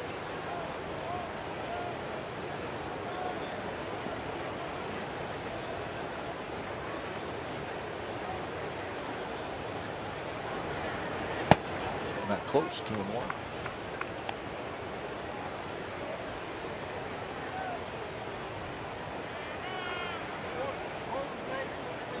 Amazing what a simple bases loaded walk in an inning opens up a game in which the A's get the starting pitcher out and have a commanding lead in this part of the game. James Shield gets out of the second inning with the bases loaded. It might be a different story. No question. They also might realize if he didn't throw a 3-2 breaking ball trying to fool a hitter instead of challenging him. And look at that. There's a challenge. What was that? Where was that? Was right down the middle. Look at this. Granted, Navarro's outside, but come on, Mr. Ump, you're looking right at it. I mean, I'm glad Max gets another shot at it. Well, but yeah.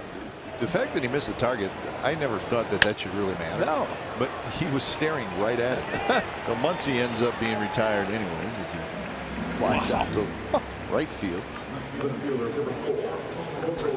So 1 out. Well, Mr. Torres maybe thought that, wait a minute, this is Major League pitching and catching. If he's outside with a target, that's where it's supposed to be. So if he's down the middle, I'm not going to call him. Well, if you're lined up down the middle as the umpire and the ball is coming right at you,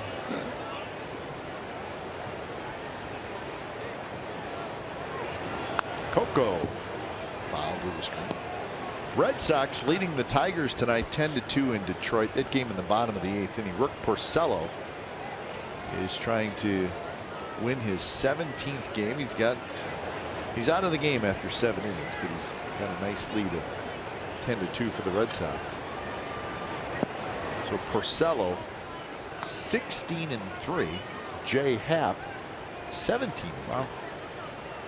And I called a good friend Jim Price today about the day game yesterday in Detroit. What did Red Jim Sox have to say? Well, I got conflicting reports. I heard one from Jim and I heard one from Alex Avila, who played for the Tigers. His dad, Al Avila, who is the general manager now. Can I decide which one I believe? Okay.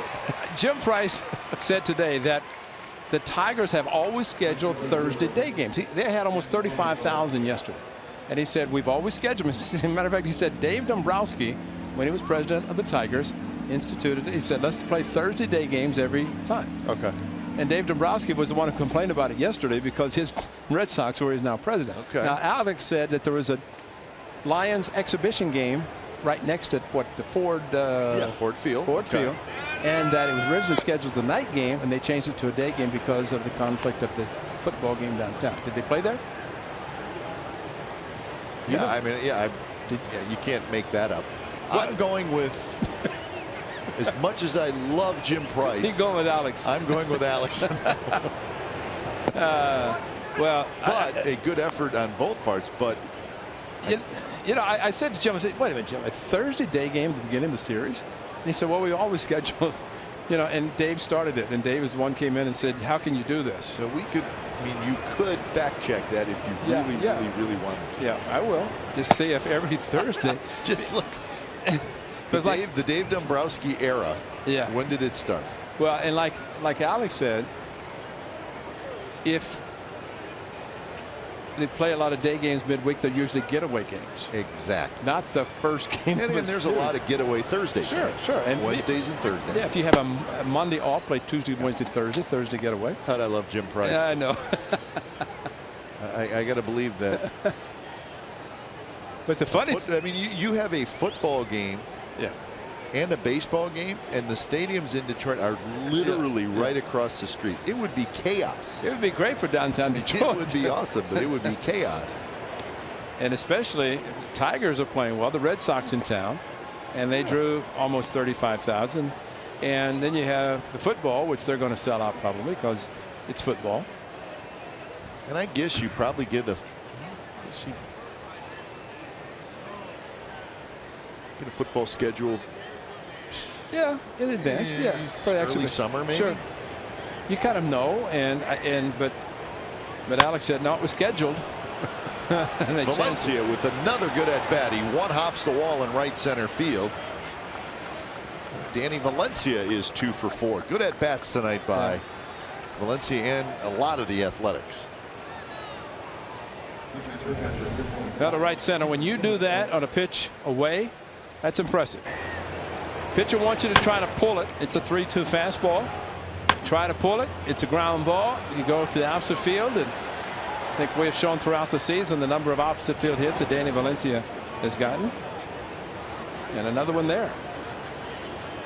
I think a lot of times when you lift the front leg and then get the foot down, that sometimes you're less likely to pull a pitch as to in case of a fastball away to go to the opposite field. Did it perfectly.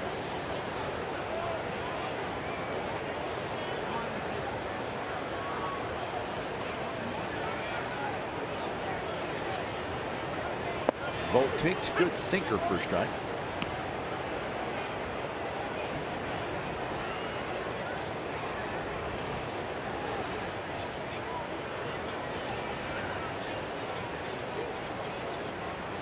Vogt homered in the fifth, his 10th of the year. Shoots that one foul.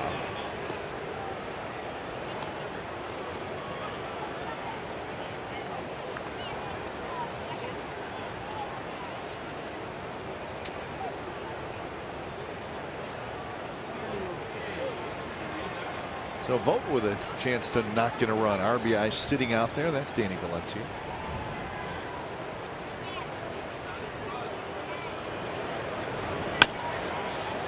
Little flare, third base line, and that will fall fair. Valencia will score. Stephen Vogt hustling for second. He's got an RBI double. It's a line drive tomorrow morning, folks. 8-0 A's lead. That's a thing of beauty. Another opposite field, another two-strike hit. Another two-out run. That's 6 two-out runs the A's have scored tonight. 4 all coming last inning.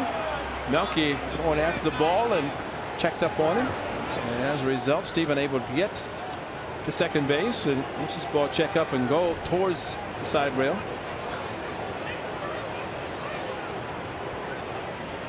So 8-0 A's, and here's Chris Davis. Single, double, homer. If you're into the cycle, he needs a triple. He's going to get another at bat after this one as well. And try to figure where he could hit a ball that he might get a triple, maybe pull it left center, carry him off the left center field wall back towards center field.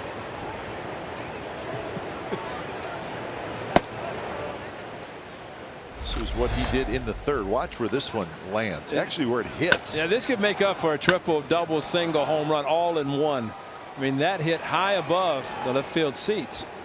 And that was a first pitch changeup. 27 last year. That's his 31st this year in game 122 for the A's. Right into the luxury suite. Mark Ellis was the last A to have the cycle, hit for a cycle. Did that at home against the Red Sox. I saw that the other day where the Brewers scored at least one run in every inning. Only the 19th time in Major League history it's happened. It's fewer games that way than perfect games, which is hard to believe. But you think about scoring every inning. It's pretty impressive. Not this time for Chris Davis, but another run for the A's. Stephen Vogt with the RBI double. Bottom of the 6th coming up. It's the A's 8 and the White Sox 0.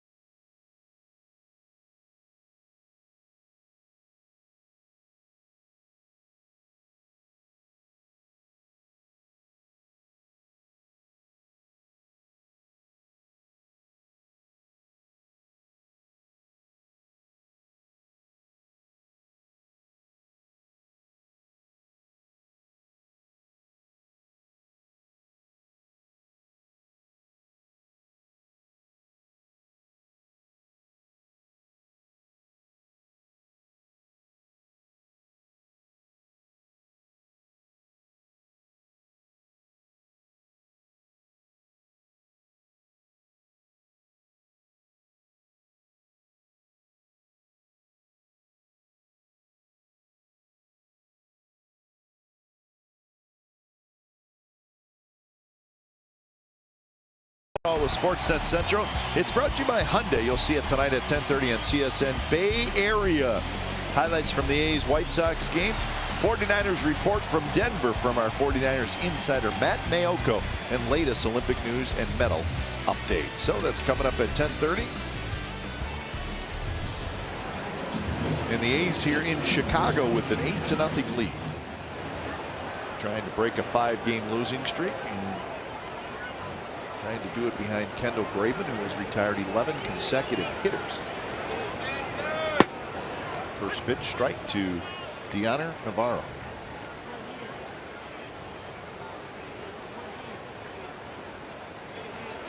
Fly ball to center field in his first at bat.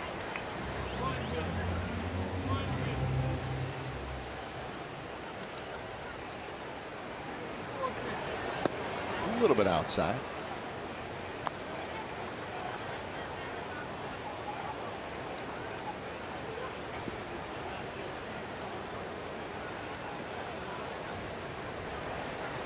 Just 55 pitches for Graveman. Right there, strike, inside corner.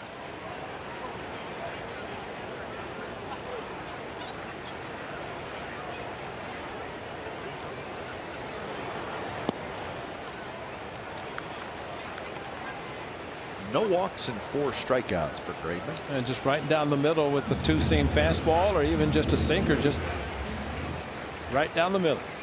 Stephen Vogt wants that fastball. High in the air to right. It's going to stay in the ballpark. Valencia now comes in, and he's got it. And that's what you do. You throw it down the middle and say, try to hit it. I mean, you look at the law of averages. If a guy is he's hitting 213, Navarro is, you got to make him a 500 hitter or 1,000, but throw him a breaking ball, just throw it down the middle.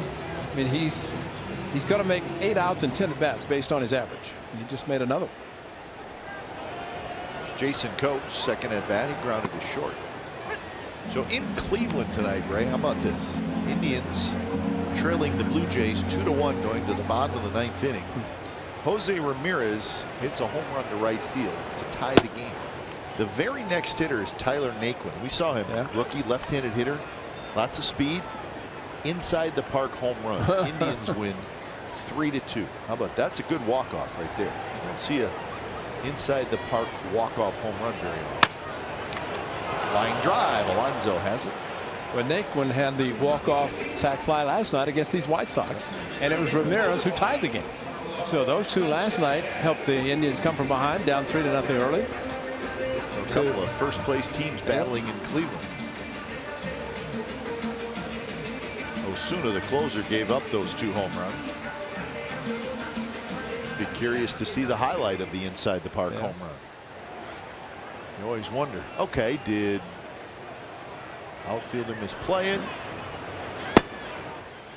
High off the wall. Off the wall. Thinking he could catch it, and instead nobody was backing up. And because that ballpark in Cleveland, I mean, it's not a huge outfield.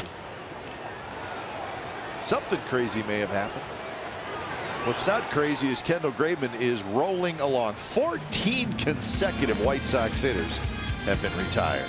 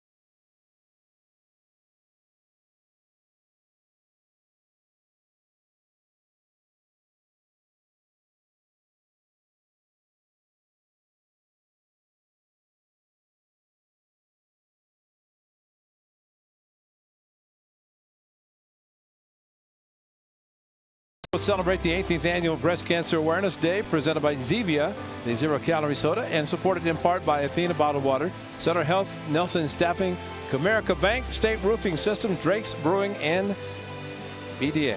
Prior to the game, 10,000 fans will receive breast cancer awareness wristbands courtesy of Zevia. To join the fight, purchase your special tickets now at athletics.com/survivor. So Kendall Graveman in charge tonight. He's got an 8-0 lead. He's retired 14 in a row. And now for the White Sox, they go to the bullpen. When it's time for change, think Speedy Oil Change and Auto Service, your oil change, tune-up, and brake experts. Tommy Kahnle comes in, the right-hander. 16th appearance. So Matt Albers goes an inning and a third. A couple of hits in a run. Young man the A's did not see the beginning of the season. So since the A's seeing the White Sox only for the second time this year, and the final time they're seeing this young man for the first time. This is over to cover first base, and Yonder Alonso is out. This is what Alonso did in the 5th inning. 3 home runs off James Shields. This was the third. Just a breaking ball floated in, and Yonder Alonso crushed it. A loud sounding home run from Yonder.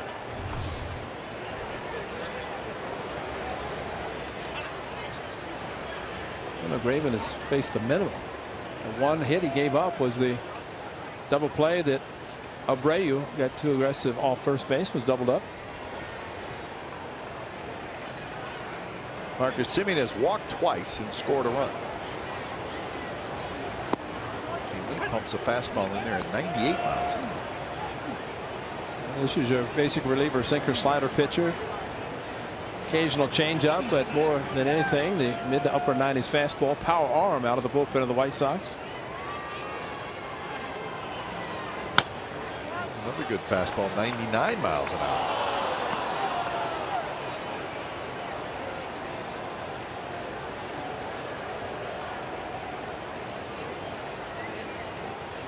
Good velocity from Tommy Kahnle.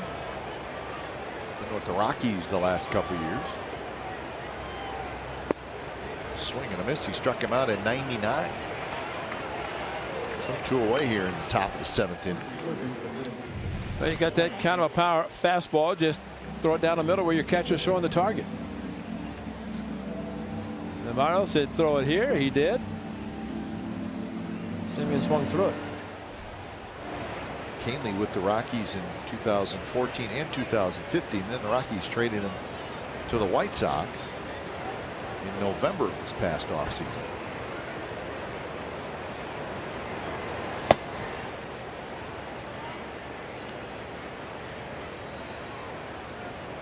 Ryan Healy has hit a fly ball to center field. He has singled and he has reached on an air.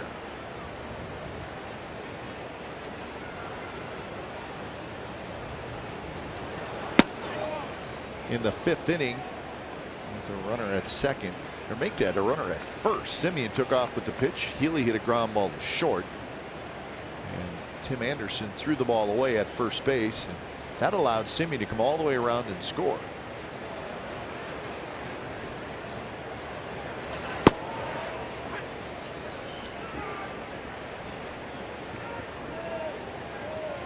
It's like Kahnle. That one was 98. Had a little cutting action to it.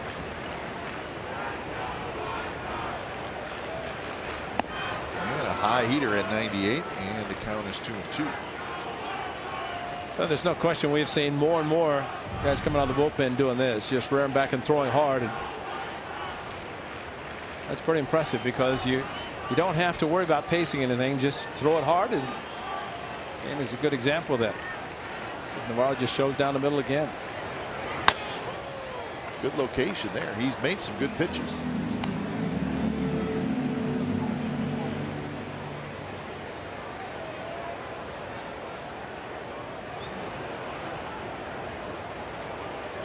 Now look, Hulk was here tonight, so maybe that's right. He was. And not Bill Bixby, the real guy. Ferrigno, Lou Ferrigno. Nasty breaking ball, and Healy strikes out. Very impressive inning by Tommy Kahnle. So 7th inning stretch coming up. 8-0 A's.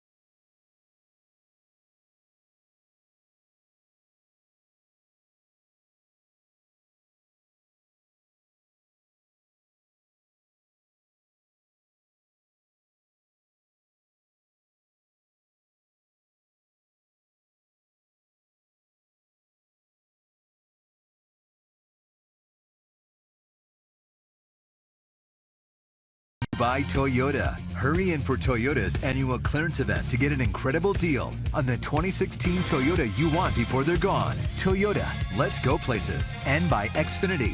X1 from Xfinity will change the way you experience TV. 8-0 A's lead the White Sox. Kendall Graveman is the story. He's retired 14 in a row, and he's allowed just 1 hit. Through 6 innings, only 63 pitches. So he has been in charge. The only hit was a leadoff single by Jose Abreu back in the 2nd inning, and as Ray said, Abreu was erased on the double play, so he's faced the minimum. You know, really be impressive in this game if the entire A's bullpen just walked into the dugout. Yeah. He's coming in the Shut dugout. You say, you're doing so great tonight. You've got a big lead. We're done. We're just going straight. Maybe we're going to have that post-game meal early. We already had 2 meals. That one's going to be a base hit. So the stretch ends at 14 consecutive hitters retired. A leadoff single for Adam Eaton.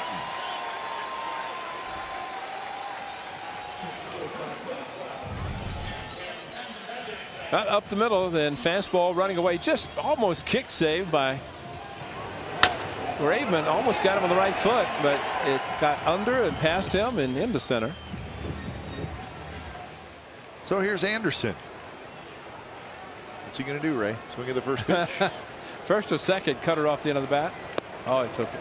Now throw him the cutter. See, that was just your first pitch, 4-seam fastball. And to your point, Kai, first 6 innings, 18 batters, 14 first pitch strikes.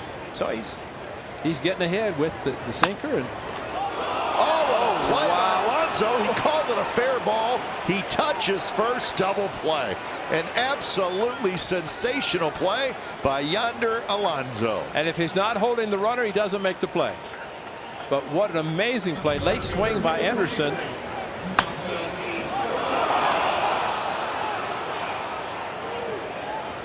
He caught it in the air. He caught that ball in the air, didn't he? That's amazing. What a play by Alonso. Reaching back and then just slapping the bag with his glove. So leadoff single, double play, unconventional as was the first one. And back in the windup.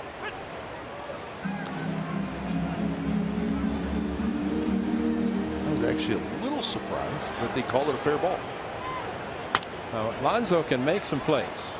It's unbelievable what he has been able to do. And tonight with a home run, and you know, as he told us, Kai, getting a chance to play every day has improved his swing, and he has gotten better and better as this season has progressed. In the air, Coco hustling over. He's got it, and that will do it. A 9-pitch inning. Beautiful play by Alonso. 8th inning coming up.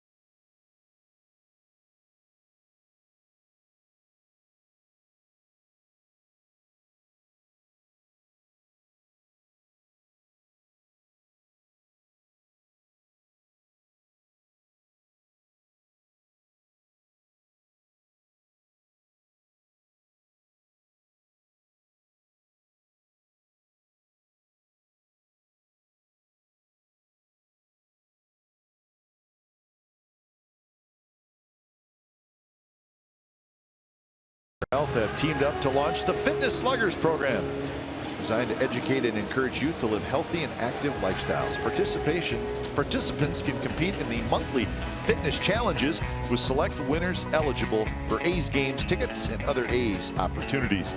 Take the Fitness Sluggers pledge and download the Fitness Sluggers posters by visiting athletics.com/fitness. Navy Pier, excuse me, out on Lake Michigan. It's been a good night for the A's so far, leading 8-0 top of the 8th inning. Smolinski skies the first one up over our head.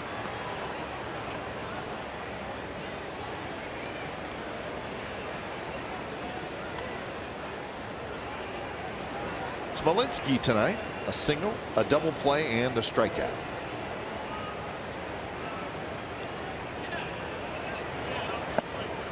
Slips out of the hands of Kahnle. Kahnle was impressive in the 7th inning. A couple of strikeouts. Very hard throw.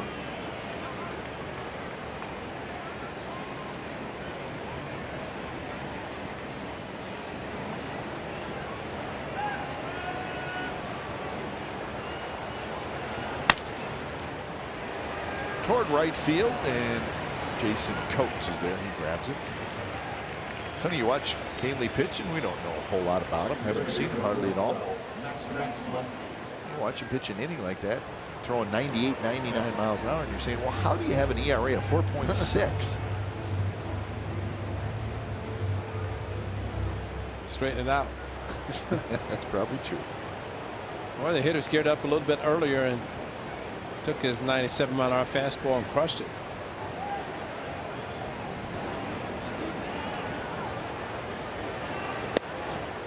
Muncy, who takes inside.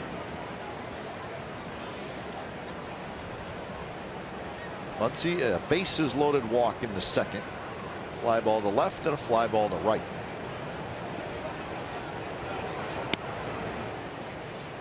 And now 2-0. And those two pitchers right there might be just the answer to your question, that he can throw it hard, and second inning. Then he throws a couple that cut a little bit too much, and a little bit too much movement. It falls behind, throws a 4-seam fastball, and gets crushed. Comes back. It's a strike on a foul ball from Muncy. Yeah, I was thinking Ed Farmer, Aaron Jackson, do the radio for the White Sox. Remember Ed Farmer when he first came up? He could throw 100 miles an hour, but he didn't know where he's throwing it. I always said, well, if you take a little bit off the fastball and hit the corner, But now you look at the power arms, Ed would have been perfect in this period of time. So you caught Ed as a youngster. Yeah, yeah. But you know, he could always throw hard, but it's like, Ed, think about 7 miles off and hit the corners, and you're wasting your time. Yeah, and you know, he had a power arm, but it would have been perfectly suited for today's baseball. And you take somebody like Greg Maddux, who won 351. There's Ed Farmer. 25th season. Here in DJ, Darren Jackson.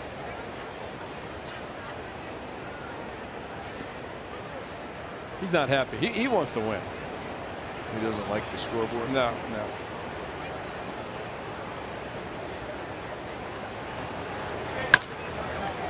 What a play by the first baseman, Jose Abreu. Spins around and he flips to Kahnle for the out. Big fella. Moving around a little bit like Andres Galarraga. The big cat. You're right. And this was cat-like, going to his right, taking a base hit away from Muncy. And had it gotten past him, second baseman Sanchez would not have been able to handle it in shallow right field where he's playing. Instead, Abreu looked back to see where he was, to handle it perfectly with Kahnle making the cover of first base.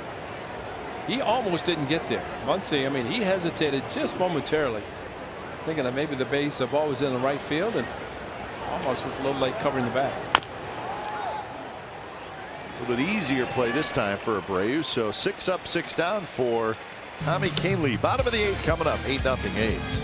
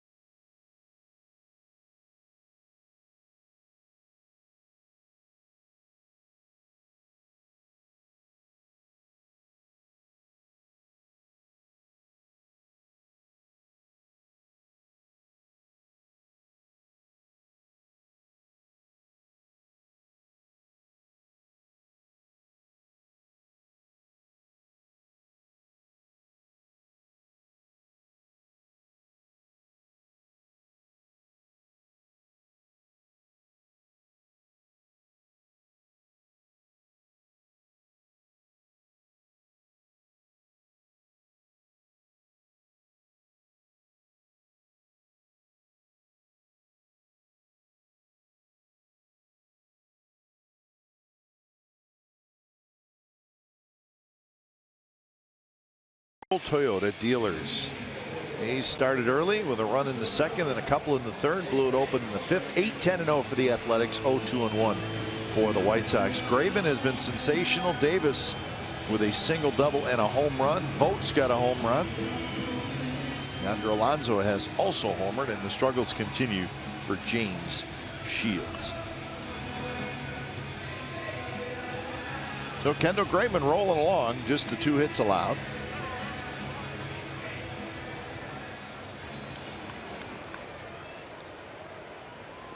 He has faced the minimum. He's got a couple of double plays after the 2 singles. And they had the complete game against the Tampa Bay club. That was back on July the 23rd, but it took a couple of home runs. Smolinski and Healy in the 9th inning against Coleman. Healy scoops it up. Nice throw across the diamond. Abreu is out. It was 102 pitches. Of course, you had mentioned that he had the complete game last year, a losing effort against the Angels, but he had the walk-off after Smolinski tied it with a 2-run home run on fireworks night at the Coliseum. So Kendall Graveman, pitch count well under the 102. He threw in 9 innings in that game, trying to do something even more special in this game. Yeah, he liked the complete game, but attached the shutout to it. Exactly. Don't see a lot of them anymore.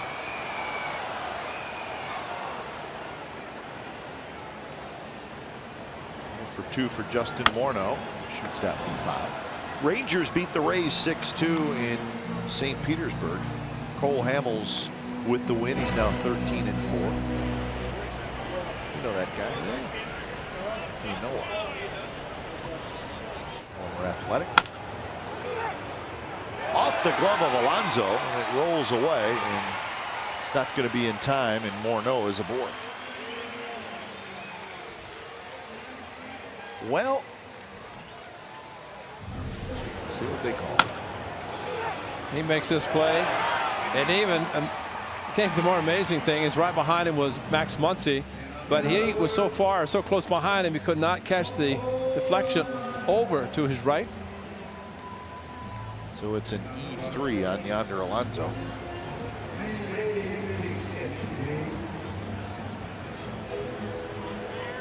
Fifth air for Alonso.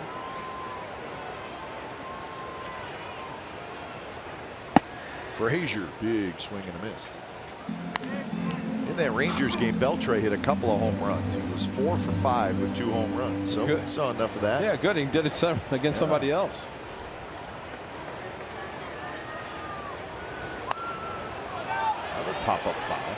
Red Sox beat the Tigers 10-2 with Porcello getting his 17th win. Porcello is 17-3 with a 3.22 ERA. Red Sox and Tigers both tight in that wild card race. Of course, in that East, Toronto, Baltimore, Boston, all bunched up with right now the Blue Jays in first place.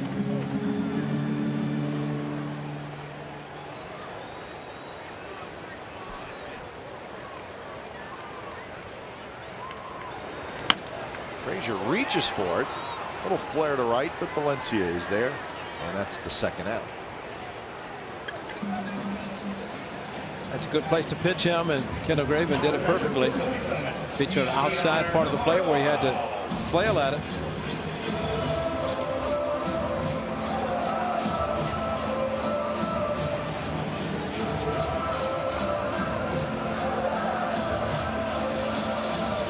So with 2 away, Navarro steps up. Navarro, a couple of fly balls.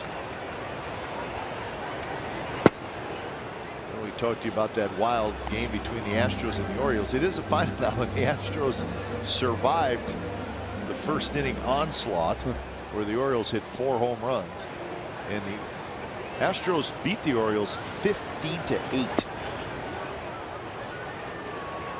15-8. So they were down, was it 4 or 5? Down 5-0 in the first inning? 4 home runs. One was a 2-run. 5-1. Oh, 5-1. That's right. Springer hit a home run. But then the Astros came back and scored 5 in the second to take the lead. Back and forth. Who started for the Orioles? That's the problem there. Miley did. Okay, thanks to that. 6 runs in an inning and 2/3. Nobody had much success tonight for the Baltimore Orioles on the pitching mound. Good pitch, 2-2.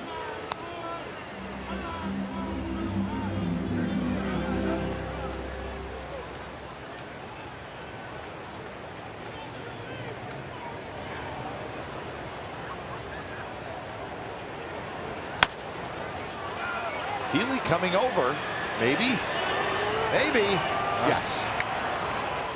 So grabs it in front of the White Sox dugout, and a runner is left.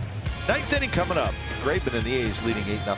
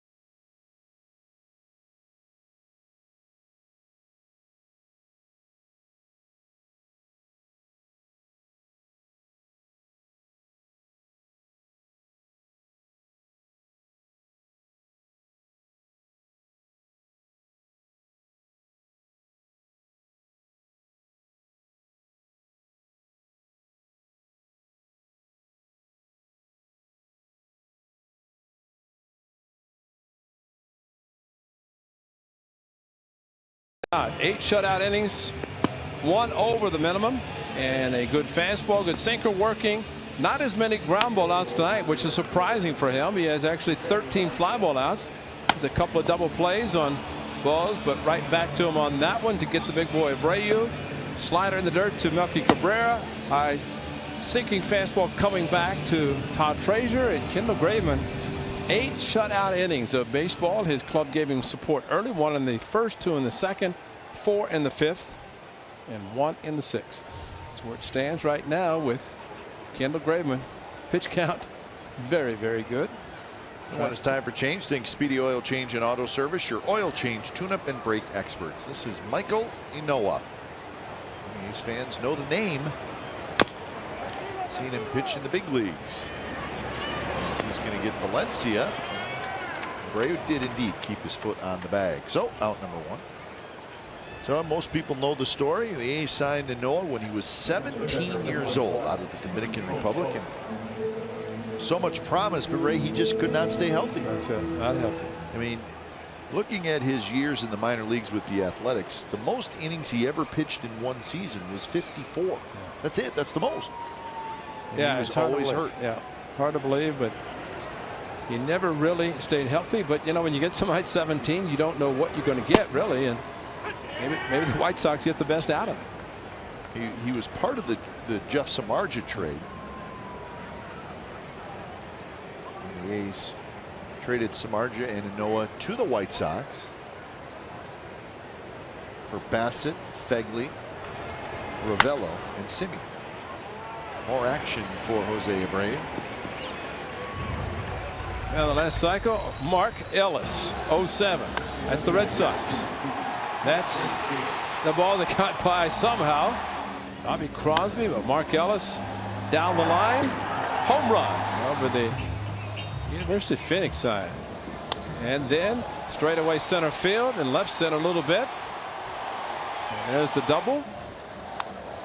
Broken back. And that was the base hit. How about that? So Mark Ellis, one of the good guys, really good guys in the game, and he is one of the guys. Chris Davis, a triple away from the cycle. And tonight, Altuve was a triple away from the cycle. Was he? Yeah, I remember he had that in Kansas City and fell around second base as he was going for third.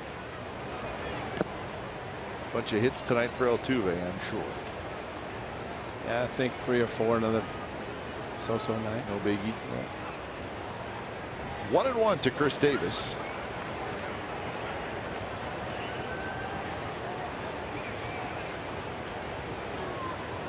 Michael Inoa.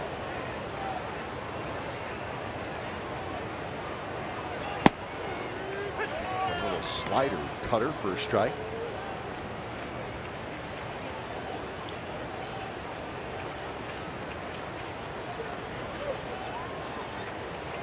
One of the most unlikely, and I always kid him about, is Mike Flowers when we see the Mariners or at the old Comiskey Park across the street. Mike Flowers had a cycle. Oh. That came in and it hits Davis right in the back. Yeah, almost looked like a slider, didn't slide. Been hit on that left elbow 2 to 3 times. This ball, yeah, his slider. Well, maybe it wasn't a slider. There's 96. That's not. Just didn't finish it, and that's what you like to see. Guys turn away. We saw Chu when he turned into the ball and got hit in the forearm. At least Chris Davis turned away a little bit, getting on the backside.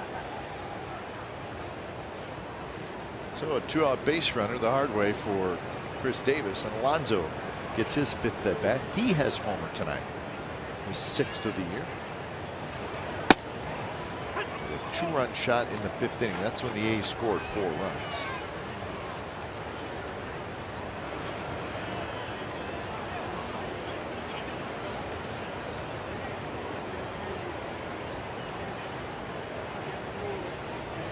Noah is the 4th pitcher for the White Sox.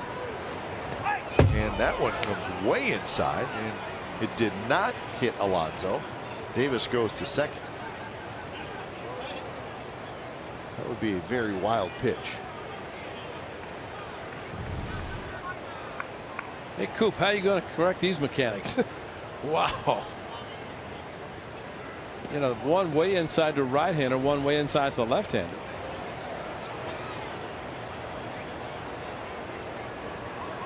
You know, they say hitting at major league level is a little bit easier because pitchers around the plate were not as wild. Not watching this inning. Yeah, I was going to say maybe you don't want to stand in there too bravely.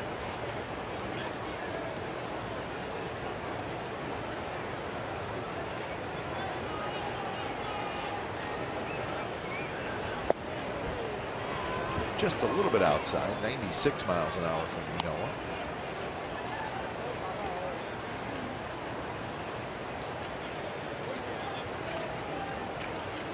Game seems to be in slow motion right now, Ray. Would you agree with me? I would agree. And maybe because Alonso said, I don't want to stand in there because the nose all over the place. Can we get through this at bat? Not getting healthy. Or hitting hurt. Stay healthy. So it's 3-1.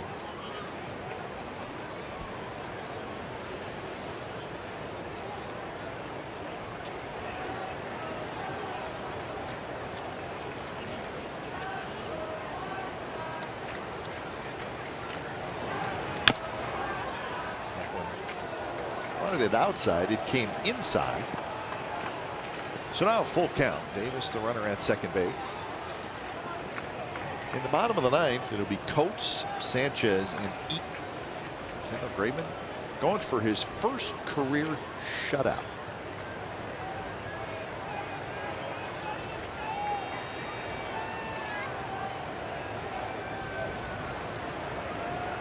So the payoff pitch from Manoah to Alonso is low, and he walked. Manoah got the first two hitters. Kind of where the A's have done a little bit, where they have got first two outs and then they've been able to work the pitcher. It happened in the fifth inning when they scored the 4. All those came with 2 outs. 2 outs in the 6th, and then back-to-back doubles.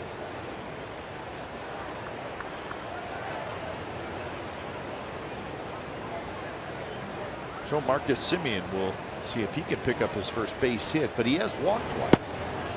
And he has scored a run, and the first pitch is outside.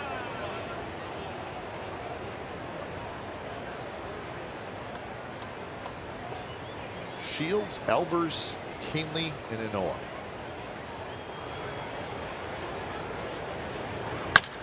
There's a line drive center field. Eaton will play it on a hop. It should get a run home. Here comes Chris Davis, and Davis will score. So Marcus Semien picks up his first hit and an RBI, and it's 9-0. The A's lead. Another 2-out run. Hit batter, a walk, fastball down the middle. Marcus Semien, and Adam Eaton actually got caught in between because he started to come after the ball and then came up short, stopped, and caught the ball trying to make another assist. He has 17, but no chance to get Davis with 2 outs.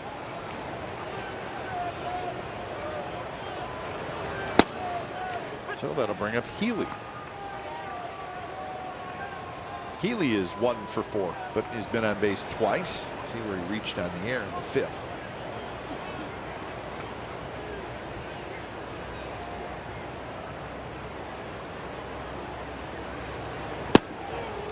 Good little breaking ball there from Manoah.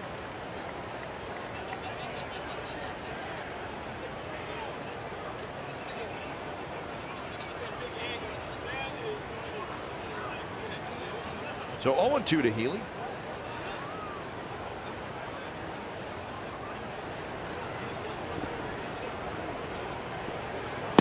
And Healy chases that breaking ball well out of the strike zone, but a run for the A's. It's a hit, batter, walk, and Semien gets the RBI single. Graveman going out, trying to finish off the shutout.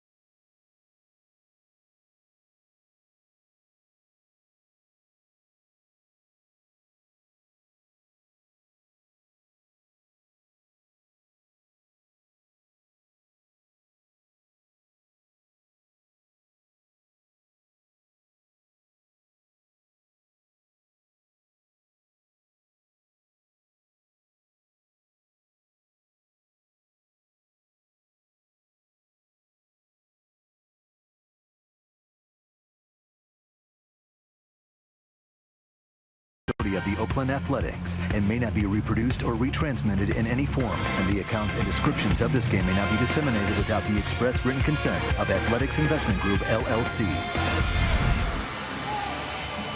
Well, it could be a big night for Kendall Graveman, trying for his first career shutout.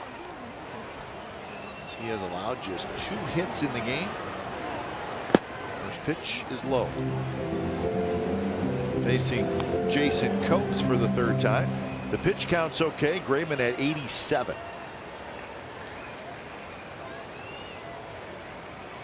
Coates has grounded out and lined out. Taps that one foul. No walks, 4 strikeouts for Kendall Graveman.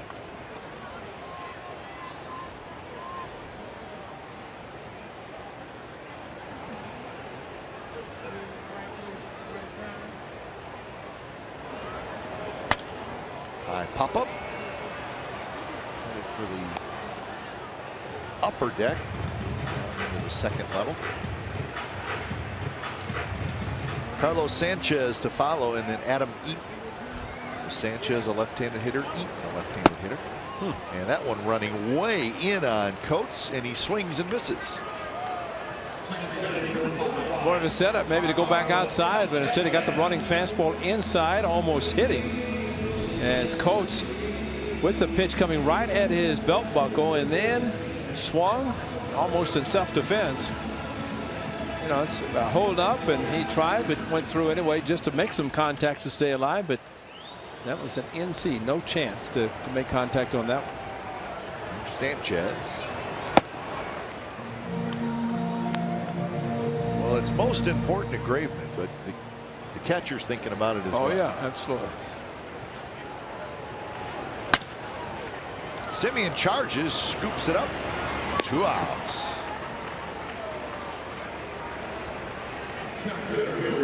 Kendall Graveman was on the bus today with us, which is rare. Well, we're good luck. But I said, you know, you like to start so you ride the bus. He said, I normally don't ride the bus. I usually would just like to come out early and kind of sit around and get ready for the game. Well, he may change everything. That's right. After tonight, if he can complete this, and well, regardless, he's had a tremendous night. Just 92 pitches with 2 outs in the 9th inning. Well, we all gave him a big pep talk on the bus. Right. Which is not true. Yeah, because he had his headphones on. He wouldn't hear us anyway. He doesn't want to hear it from us. But Eaton is the only batter that's actually going to get 4 tonight, or at least he is the first one to get 4 at bats. This is just the 4th time through the batting order. Kendall Graveman starts at the top, mainly because of the error last inning, which allowed an extra hitter.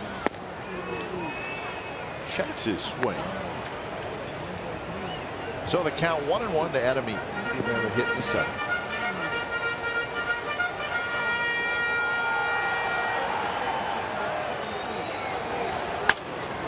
Fly ball foul left side.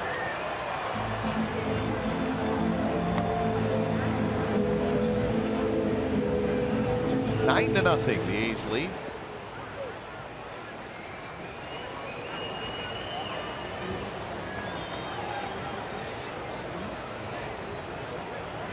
To pitch, and he rolls it foul past Darryl Boston.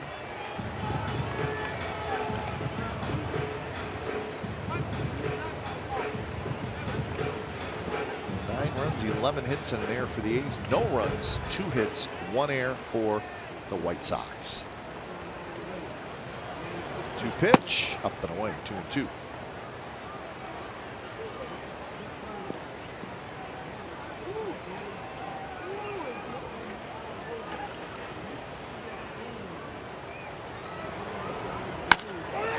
Toward first, Alonso, nice play. On the run, throws to Graveman, and that's the ball game. And it is a shutout for Kendall Graveman, and he knows it's #1. Let's hope it's the first of many. Congratulations to Kendall Graveman. A terrific performance tonight by he and the A's as they break that 5-game losing streak and take game 1 of the series. You know what's great about that? He makes the foul out. He gets the ball, puts it in his back pocket, and it's his first shutout. And run support, and he finished the deal. And what a great performance by Kendall Graveman. 2 hit, shutout. And I mean, that was outstanding, and under 100 pitches on top of it. So 2 hours and 23 minutes, 20,011. See, Kendall Graveman and the A's shut out the White Sox. Final score 9-0. You've been watching Oakland A's baseball on CSN California. It's part of the NBC Sports Group. Don't go away. A's post